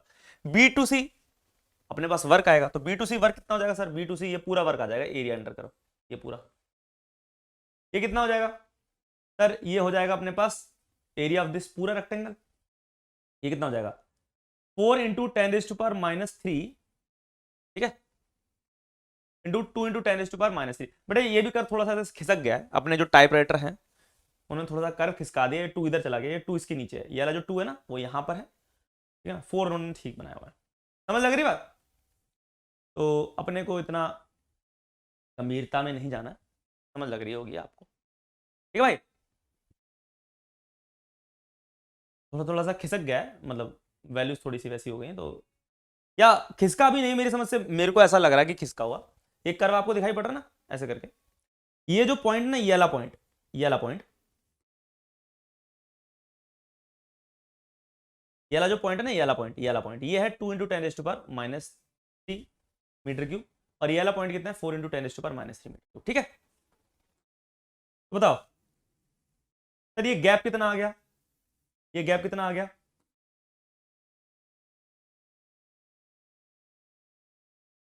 ये गैप कितना आ गया सर जी, ये जो गैप आ जाएगा, ये जो गैप आ जाएगा, ये वाला गैप, ये गैप आ जाएगा अपने पास 4 इंटू 10⁻³ में से 2 इंटू 10⁻³ गई, तो ये कितना गैप आ जाएगा 2 इंटू 10⁻³ मीटर क्यूब, ठीक है ना। और सर हमें तो ये पूरे रेक्टेंगल का चाहिए ना, क्योंकि बीसी का एरिया अंडर कर्व तो यहां तक लेंगे, और ये कितना आ जाएगा सर, ये आ जाएगा अपने पास, ये पूरी लेंथ कितनी आ जाएगी सर, ये जो लेंथ आ गई अपने पास पूरी, ये लेंथ आ गई 6 इंटू 10⁻⁴ पास्कल, ठीक है। तो एरिया कितना हो जाएगा sir, area below the curve कितना हो जाएगा 6 इंटू 10⁻⁴ इंटू 2 इंटू 10⁻³ तो 6 इंटू 2 12, 10⁻⁴ इंटू 10⁻³ इज 10, तो 120 आ जाएगा, कितना आ जाएगा 120। तो वर्क कितना आ रहा है sir, A B C process में जो वर्क आ रहा है वो आ रहा है 120 जूल। कैसे 120 जूल सर, ए से बी तो कुछ नहीं आ रहा है, बी टू सी क्या होगा सर, ये पूरा, ये पूरा, ये पूरे रेक्टेंगल का, ठीक है ना। तो देख लिया सर, ये है अपने पास 2 इंटू 10⁻⁻³, ये है अपने पास 6 इंटू 10⁻⁴, दोनों को मल्टीप्लाई किया 120 आ रहा। तो यहां से हम लोगों ने निकाला डेल्टा यू, तो डेल्टा यू कितना आ रहा है सर, डेल्टा यू आ रहा है अपने पास 380 जूल। अरे समझ आया, डेल्टा यू कितना आ रहा है सर, डेल्टा यू आ रहा है अपने पास 380 जूल, समझ लग रही है बात, ठीक है। तो उम्मीद है आप लोगों को समझ आया होगा कैसे किया, आप थोड़ी सी फिगर सही कर लेते हैं, ठीक है। अब देखो ये तो था ए बी सी का, ये तो था किसका, ए बी सी का। अब हमको क्या देखना है, हमें तो सर ए टू सी देखना है, तो ए टू सी में क्या होगा, ए टू सी इधर कर देता हूं, ए टू सी, ए टू सी के लिए Q बराबर, हमें तो Q ही निकालना है ए टू सी का, ये हो जाएगा डेल्टा यू प्लस डब्ल्यू। एक चीज बताओ, आप चाहे ए से बी जाओ, बी से सी जाओ, तो जो डेल्टा यू आएगा और ए से सी डायरेक्ट जाने में जो डेल्टा यू आएगा वो सेम आएंगे कि डिफरेंट डिफरेंट सर, सेम आएंगे, क्योंकि डेल्टा यू तो क्या है, एक तरह से स्टेट फंक्शन है, स्टेट पे डिपेंड करता है, पाथ पे तो डिपेंड करता नहीं है, ठीक है ना। तो जो डेल्टा यू होगा अपने पास ए बी सी का, और जो डेल्टा यू होगा ए टू सी डायरेक्ट का, वो क्या होंगे, सेम ही होंगे। जो डेल्टा यू होगा ए बी सी का और डेल्टा यू होगा ए टू सी का, वो क्या होंगे, सेम ही होंगे अपने पास, ठीक है। तो भाई साहब डेल्टा यू कितना आ गया सर, 380 आ गया, डेल्टा यू कितना आ गया 380। वर्गडन निकालना है बस, वर्गडन निकालना तो अपने पास हीट आ जाएगी। वर्गडन कितना है सर, ए से सी वर्गडन, ए से सी प्रोसेस, सर ये प्रोसेस है। वर्गडन क्या होता है, एरिया इनसाइड, मतलब area under the curve, area under the curve. तो सर ये तो ट्रेपीजियम बन रहा है, ये तो क्या बन रहा है, ट्रेपीजियम बन रहा है, ट्रेपीजियम। और एरिया ऑफ ट्रेपीजियम क्या होता है, एरिया ऑफ ट्रेपीजियम क्या होता है, ट्रेपीजियम ये होता है 1/2 b1 plus b2। b1 plus b2 क्या होती है सर, बेस होती है। ये हो गया b1 और ये हो गया b2, ठीक है ना, ये b2 हो गया, ये b2 हो गया, ठीक है। इसको किसी और कलर से कर देते हैं, ये बेस 1 हो गया और ये बेस 2 हो गया, ठीक है। b2 into height, into height, ये होता है अपने पास एरिया ऑफ ट्रेपीजियम। कोई भी आपसे पूछे एरिया ऑफ ट्रेपीजियम क्या है, 1/2 b1 plus b2 into height, ठीक है ना। हाइट क्या होगी सर, हाइट ये होगी, ये हाइट, ये हाइट, ठीक है ना। ऐसे बोलते हैं half into sum of parallel sides. b1 b2 क्या होती है, पैरेलल साइड्स होती हैं सर, ये पैरेलल साइड है, एक ये पैरेलल साइड है, तो b1 plus b2 into height, ठीक है ना, इंटू हाइट। तो बताओ कितना निकल के आएगा सर, समझ आया। तो जो आएगा अपने पास वो आ जाएगा अपने पास कितना आ जाएगा, half into b1 plus b2। Sir b1 कितना है सर, ये है b1, ये है 2 इंटू 10⁴ b1 ये है। b2 कितना है सर, ये है ये 6 इंटू 10⁴।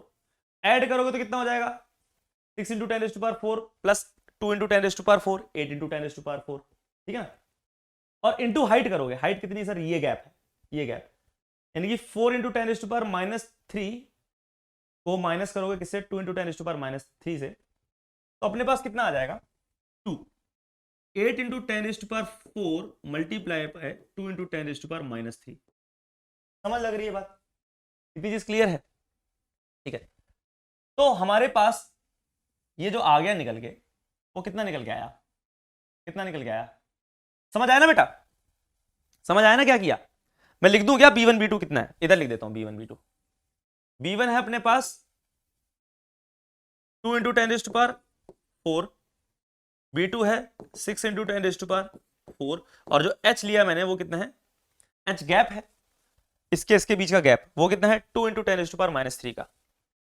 बेटा थोड़ा सा बड़ा क्वेश्चन है, अब आपको समझाने में ज्यादा टाइम लग रहा है, आप करोगे खुद से तो जल्दी जल्दी हो जाएगा, ठीक है ना, क्योंकि बार बार फिगर को मिटा रहा हूं, ऐसे कर रहा हूं। तो जो एरिया आ जाएगा ट्रेपीजियम का, एरिया ऑफ ट्रेपीजियम, वो कितना आ जाएगा 1/2 into b1 plus b2 into h, ये तो होता 1/2 b1 plus b2 into h होता, b1 plus b2 into h होता। तो 1/2 b1 plus b2 sir, this plus this 6, 2 into 10⁴ और 6 इंटू 10⁴ का addition 8 into 10⁴ multiply by 2 into 10⁻⁻। सबको दिखाई पड़ रहा है, ठीक है। क्या किया, दिस क्लियर है कि नहीं, ठीक है। तो ये कितना हो जाएगा, 2 से 2 कट जाएगा, और ये कितना हो जाएगा 8 इंटू 10⁴ और मल्टीप्लाई बाय 10⁻³ यानी कि 80। तो टोटल आंसर कितना आ गया सर, 380 प्लस 80 यानी कि 460। This is the answer, this is the answer, C option. बेटा इसलिए कह रहा हूं वेरी गुड क्वेश्चन है ये, very good question, very good question. ये नीट में आया हुआ क्वेश्चन है, बहुत तबाही क्वेश्चन था, बहुत तबाही क्वेश्चन, अच्छे अच्छे बच्चे नहीं कर पाए थे वहां पे, अच्छे अच्छे बच्चे, ठीक है। तो फिगर को थोड़ा सा साफ कर दें कि आपको, ठीक है, फिगर को साफ कर देता, आपने तो वैसे भी रिकॉर्डेड वीडियो देखनी है, ठीक है, फिगर को साफ कर देते हैं, ठीक है। तो लिख देता हूं एरिया ऑफ ट्रेपीजियम क्या होता है, एरिया ऑफ ट्रेपीजियम होता है, ये होता है अपने पास, एरिया ऑफ ट्रेपीजियम क्या होता है अपने पास, ये होता है half into b1 plus b2, b1 plus b2 तो पता ही है, ये b1 था अपने पास, ये b2 था अपने पास, ठीक है ना, इंटू हाइट, हाइट क्या थी सर, ये हाइट थी अपने पास, ये हाइट थी, ठीक है ना, ये b1 था, ये वाली चीज b2 थी, ठीक है। उम्मीद है आप लोगों को समझ आ रहा होगा क्या किया मैंने। तो इतनी चीज का आपने ध्यान देना है, थोड़ा सा बड़ा सवाल था, अच्छा सवाल था, गुड क्वेश्चन, जब बेटा नीट का पेपर अच्छा खासा आता था, अभी तो लेवल बहुत कम है नीट का, जब अच्छा खासा लेवल आता था नीट का एक टाइम पे 2015, 2016, 2013, 2014 में भाई अच्छा लेवल आता था। पूरे में से पूरे नंबर तो किसी का आते ही नहीं थे, आ ही नहीं पाते थे, इतना अच्छा लेवल आता था। अभी तो देखो 2020, 2021 में ऐसा होता है पूरे पूरे नंबर कितने बच्चों के आ रहे हैं, बट 700 से ऊपर नंबर ले जाने मुश्किल हो जाते थे। अभी तो 700 से ऊपर 40-40 बच्चों के होते हैं, ठीक है ना। तो वही मैं आपसे कह रहा हूं कि ये अच्छा क्वेश्चन था, इस टाइप का क्वेश्चन आप बिल्कुल एक्सपेक्ट कर सकते हो कि आपके पास आ सकता है, ठीक है ना। तो उम्मीद है आप लोगों को समझ आया होगा। पहले मैंने ए बी सी का कर लिया, फिर बाद में ए टू सी का देख लिया। पहले ए बी सी का देख लिया, वहां से मैंने डेल्टा यू निकाल लिया। उस डेल्टा यू को कहां पे यूज कर लिया मैंने, उस डेल्टा यू को कहां पे यूज कर लिया मैंने, ए से सी वाले में यूज कर लिया, ए से सी वाले में यूज कर। अच्छा क्वेश्चन है, ध्यान रखना इस टाइप का क्वेश्चन आता है, ठीक है। पहले ए बी सी, फिर उसके बाद ए टू सी।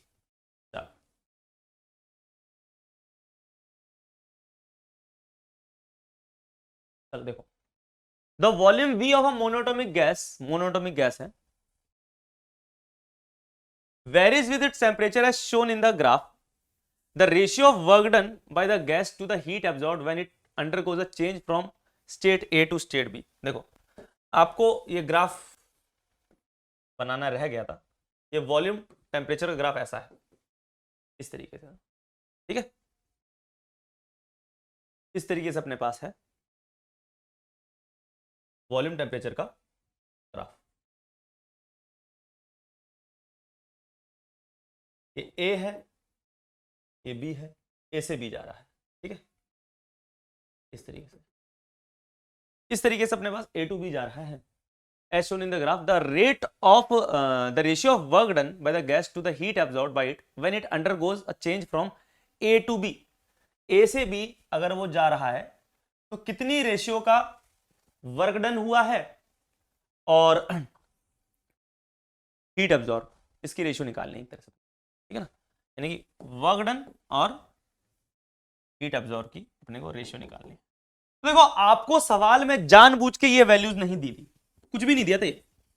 बच्चों को लग रहा सर सवाल गलत है, बच्चों को लग रहा सर सवाल गलत है, आपने तो दिया ही नहीं कुछ। लेकिन बेटा यही तो गेम खेला था नीट ने।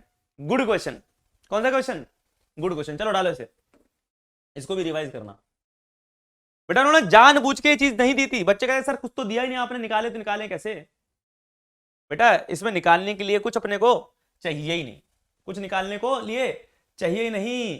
क्यों नहीं चाहिए सर, क्यों नहीं चाहिए, देखो बेटा इसलिए नहीं चाहिए, क्यों नहीं चाहिए भाई, क्योंकि आप देखो v और t का कर्व है और एक स्ट्रेट लाइन पासिंग थ्रू क्या है, ओरिजिन है। तो सबसे पहले प्रोसेस कौन सा होगा सर, vt का curve straight line passing through origin कौन से प्रोसेस को दर्शाता है सर, ये दर्शाता है किसको, किसको दर्शाता है सर, ये दर्शाता है आइसोबारिक को, आइसोबारिक प्रोसेस। यानी कि प्रेशर क्या होगा, कांस्टेंट होगा।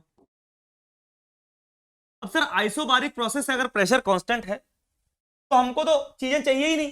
क्यों नहीं चाहिए, क्योंकि सर वर्क तो क्या होता है आइसोबारिक प्रोसेस में, वो हमारे पास होता है एन आर डेल्टा टी। याद करो, यही होता ना, याद करो isobaric process n R delta T ये होता था। और जो हीट होती थी वो होती थी N C P delta T. Isobaric process C C P बन जाएगा। तो दोनों को डिवाइड कर दो, दोनों को मैं डिवाइड कर दू, n delta T n delta T n delta T n delta T cut गए तो आर बाय सीपी आ गया। आर को क्या लिख सकता हूं, CP minus CV upon CP. तो कितना आ गया sir, 1 minus CV bye CP, ठीक है ना। तो सर सीवी बाय सीपी क्या होता है, 1 बाय गामा। बस अब कौन सी गैस दे रखी है, मोनोएटॉमिक दे रखी है, तो मोनोएटॉमिक गैस का गामा कितना होता है, 1 + 2/f, ये तो होता ना। तो डिग्री ऑफ फ्रीडम सर उसकी होती है 3, तो हो जाता है 5/3। तो 1 बाय गामा कितना हो जाएगा सर, 1 बाय गामा हो जाएगा 3/5। तो आंसर कितना आ जाएगा 2/5। बेटा बेहतरीन क्वेश्चन था, बेहतरीन। बहुत लोग इसलिए क्वेश्चन छोड़ आए थे क्योंकि उनको तो लगता है कि सर वर्क तो हम लोग तब निकाल लेंगे जब एरिया अंडर। अबे पहली बात तो वीटी कर्व है, उसमें तो एरिया अंडर से आप वर्क ही नहीं निकाल सकते, ठीक है ना। वो तो पीवी कर्व में आप एरिया अंडर से वर्क निकालते हो। तो उनको तो ये वैल्यूज ही नहीं गिवन थी, तो इसलिए क्वेश्चन छोड़े आए थे बच्चे। ठीक है, तो गुड क्वेश्चन है ये, गुड क्वेश्चन। ठीक है बेटा,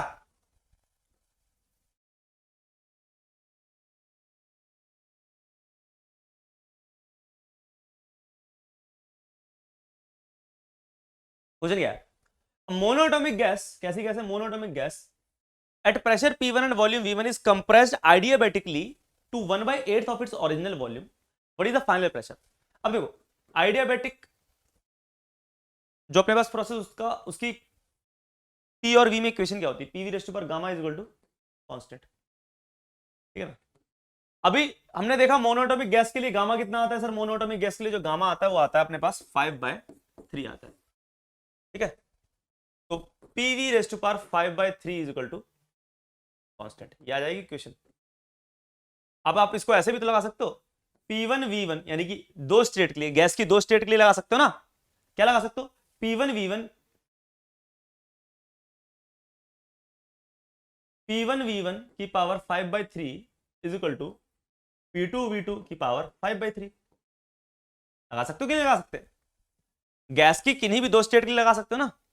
ठीक है, अब पहले क्या बोल रहा है कि सर पहले प्रेशर P1 था, बहुत बढ़िया, वॉल्यूम क्या था सर, V1 था, बहुत बढ़िया, इक्वल टू बाद का प्रेशर पूछा हुआ है, और कब, जब आपने वॉल्यूम को क्या कर दिया है 1/8 of its original volume, original volume V1 था, अब क्या कर दिया आपने 1/8 कर दिया है, यानी कि ये, तो आप P2 निकाल सकते हो, निकाल सकते हो कि नहीं निकाल सकते। ठीक है ना, तो देखो क्या आ जाएगा सर, P1 V1 की पावर 5/3 कर दो, P2 V1 की पावर 5/3 डिवाइडेड बाय 8 की पावर 5/3, देखो V1 की पावर 5/3, V1 की पावर 5/3 कट गया, तो P2 कितना आ गया सर, ये आ गया P1 8 की पावर 5/3। अब बताओ 8 की पावर 5/3 कितना होता है, सबसे पहले क्या करो आप, सबसे पहले क्या करो आप,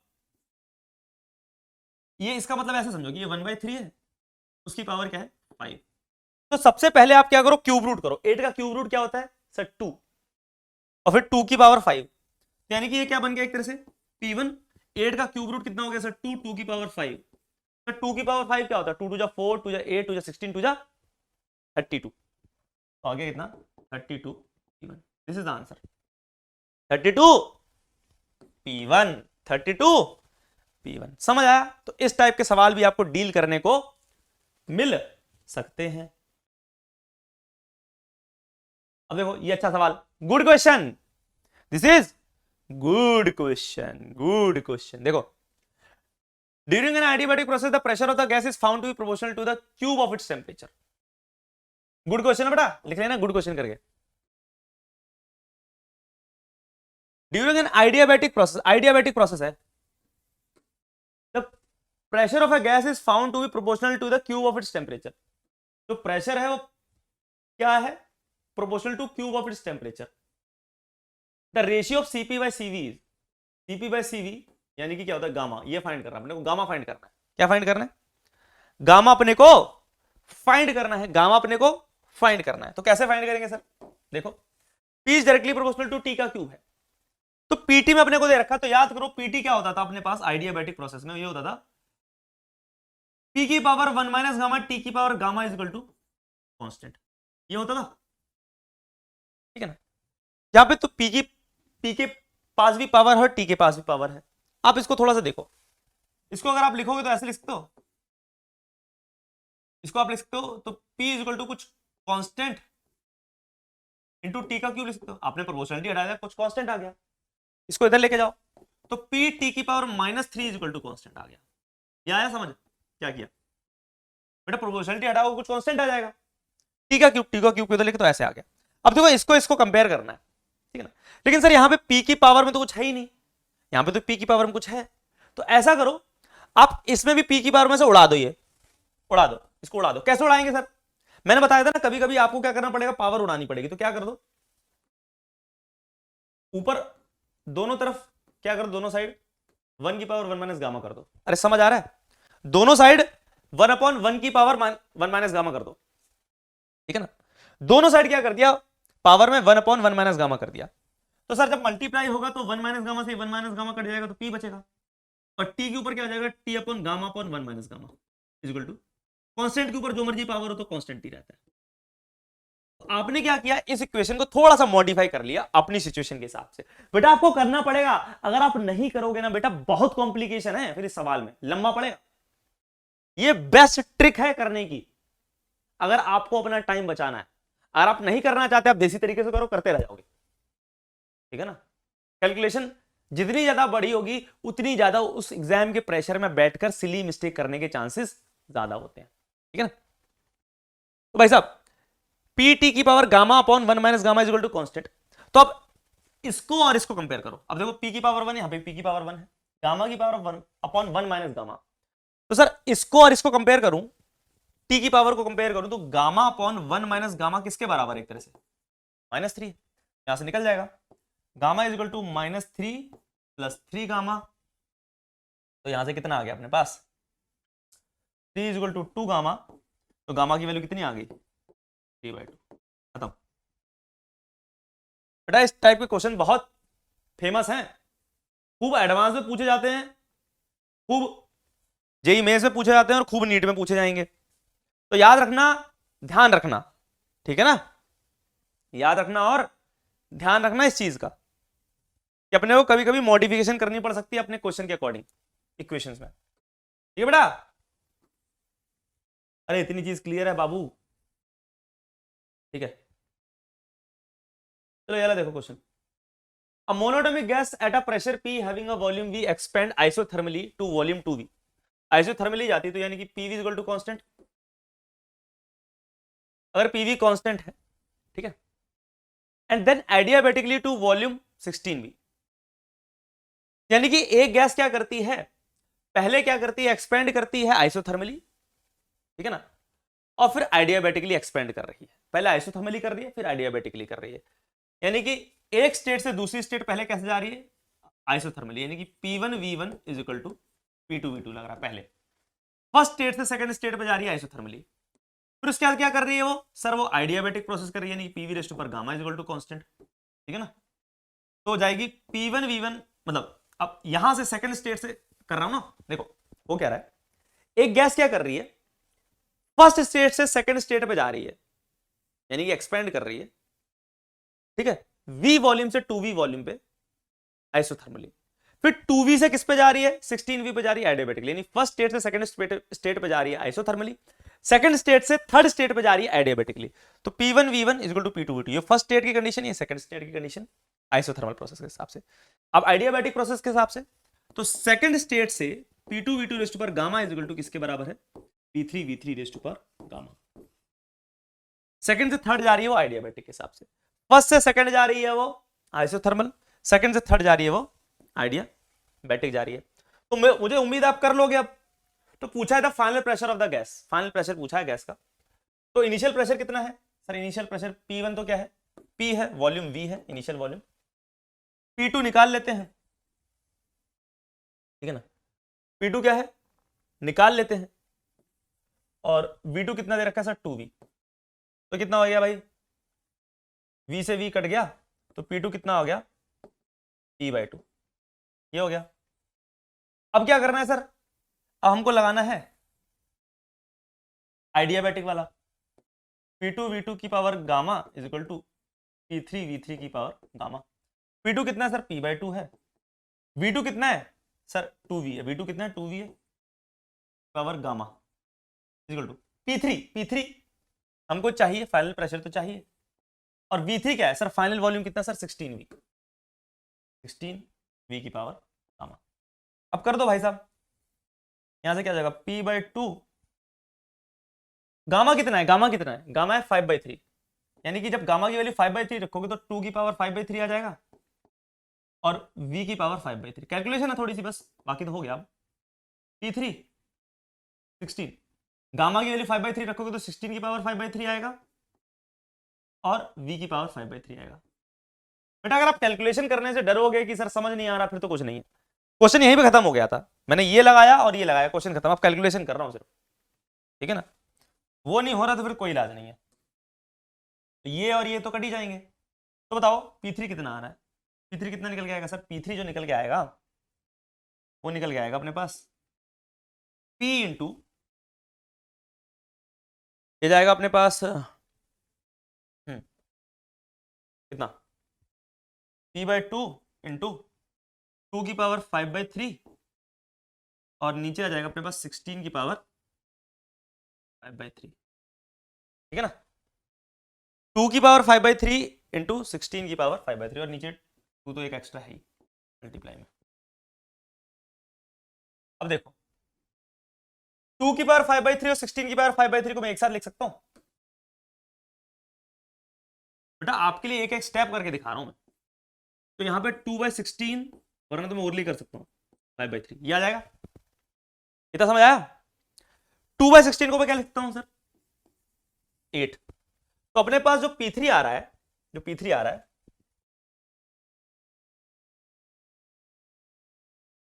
जो P3 आ रहा है अपने पास, वो कितना आ रहा है सर? जो P3 आ रहा है अपने पास वो आ रहा है P/2 1/8 की पावर 5/3। अरे ये आ रहा है, ये आ रहा है कि नहीं आ रहा? ठीक है, अगर ये आ रहा है तो अभी हम लोगों ने देखा इस वाले में, देखो इस वाले में देखा था कि जब अपने पास क्या था 8 की पावर 5/3, 8 की पावर 5/3, 8 की पावर 5/3 कितना निकल के आता है सर? 8 की पावर 5/3 निकल के आया था 32। कितना निकल के आया था? 32, ठीक है ना। तो आप कर लेना ये चीज, 8 की पावर 5/3 कितना निकल के आया? 32। तो अगर आप यहां पे सॉल्व करोगे तो P/2 तो नीचे है और 1/8 की पावर 5/3 है, तो यहां पर क्या आ जाएगा?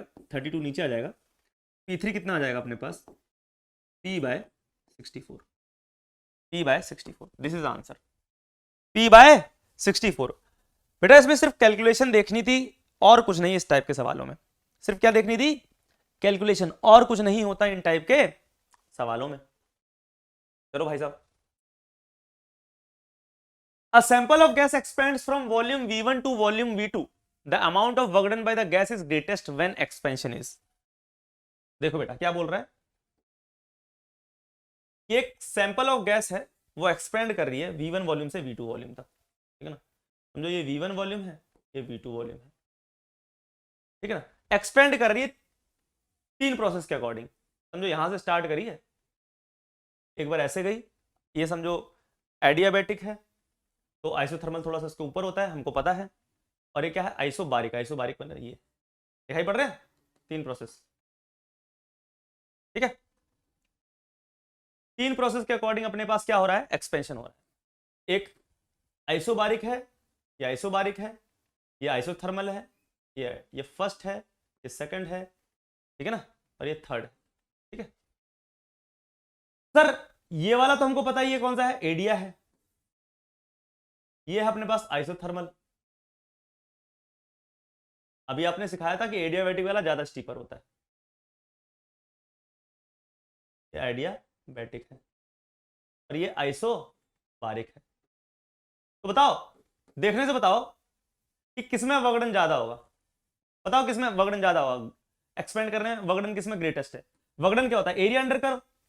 सर एडियाबैटिक के नीचे ये वाला एरिया आता, आइसोथर्मल के नीचे ये वाला एरिया आता, और आइसोबारिक के नीचे ये वाला एरिया आता पूरा। तो जिसका एरिया ज्यादा उसी का वगड़न ज्यादा। आंसर किसका हो जाएगा? आइसोबारिक। समझ आया? बड़ा बढ़िया बढ़िया क्वेश्चन करा रहा हूं, करो, ठीक है।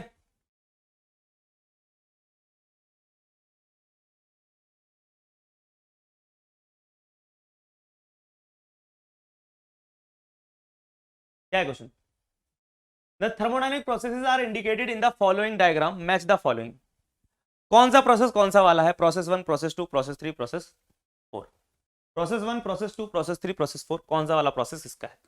तो देखो भाई साहब, प्रोसेस 1 उन्होंने पता कौन सा शो कर रखा है सर? प्रोसेस 1 ये वाला है, मैं आपको दिखा देता हूं, ये है प्रोसेस 1, ये है। तो सर ये वाला तो आइसोकोरिक का होता है, ये तो आइसोकोरिक का होता है, स्ट्रेट लाइन। फिर ये वाला है प्रोसेस 2, और फिर ये है अपने पास क्या?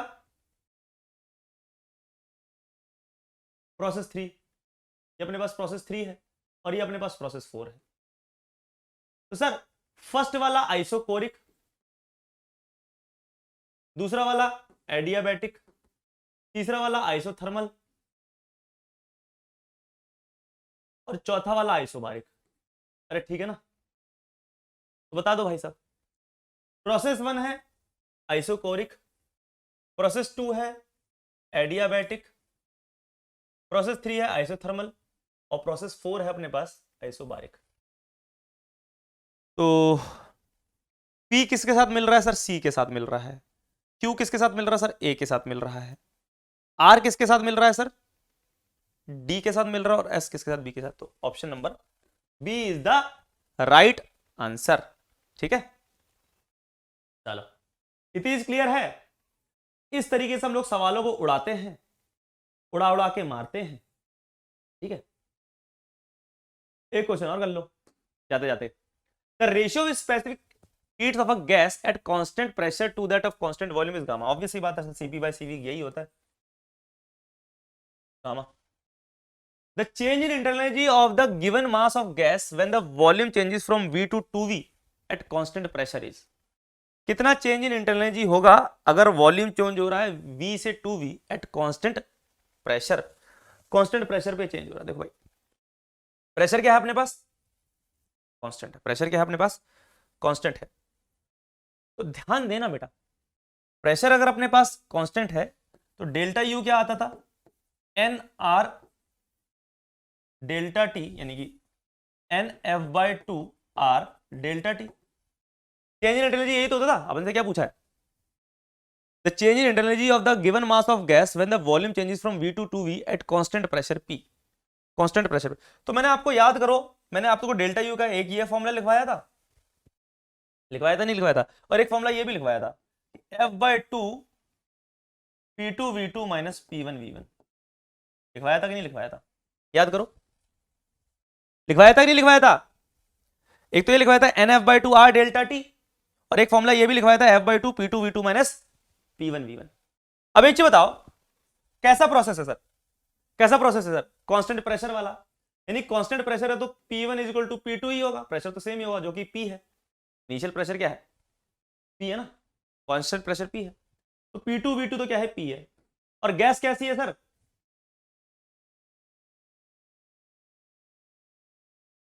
अच्छा, आपको गामा के टर्म्स में निकालना आंसर, ठीक है ना, तो उसको F/2 ही रखो। ठीक है, P2 क्या है सर? वो भी P है। V2 क्या है सर? 2V है। फाइनल वॉल्यूम क्या है? 2V है। माइनस P1 क्या है सर?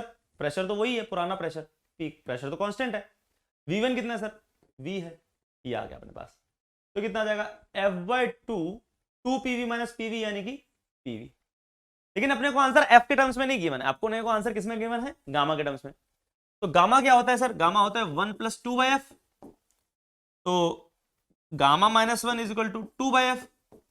तो F/2 कितना हो जाएगा सर? F/2 हो जाएगा 1 अपॉन गामा -1। F/2 को क्या लिख सकते हो? 1 अपॉन गामा -1। तो आंसर कितना आ गया? PV upon 1 upon PV upon gamma -1। F/2 को क्या लिख सकते हो? 1 अपॉन गामा -1, तो PV अपॉन गामा -1। अपने को आंसर गामा के टर्म्स में चाहिए था, ना कि F के टर्म्स में। डिग्री ऑफ फ्रीडम के टर्म्स में नहीं चाहिए था अपने को, गामा के टर्म्स में चाहिए था। तो ये आंसर आ जाएगा ऑप्शन नंबर C। तो ये था अपने पास कुछ कुछ बेहतरीन सवाल। मैंने आपको ये भी बताया कि कौन से सवाल अच्छे हैं, ठीक है ना, जिनको आपको ध्यान में रखना है। हमने काफी सवाल किए हैं, 8-10 सवाल कर लिए। तो ऐसे ही आपने सवाल करने, थोड़े सवाल अपनी तरफ से और कर लेना। वैसे मोस्टली तो मैंने करा ही दिए। नेक्स्ट क्लास में हम लोग क्या करेंगे? नेक्स्ट क्लास में सर हम लोग करेंगे कार्नोट इंजन, हीट इंजन और रेफ्रिजरेटर। उसके बाद अपना चैप्टर हो जाएगा समाप्त। तो आज के लिए बस इतने ही, मिलते हैं नेक्स्ट क्लास में। तब तक आप पढ़ते रहिए, अपना ध्यान रखिए, ठीक है, और अपने घर वालों का ध्यान रखिए। Bye bye. ठीक है।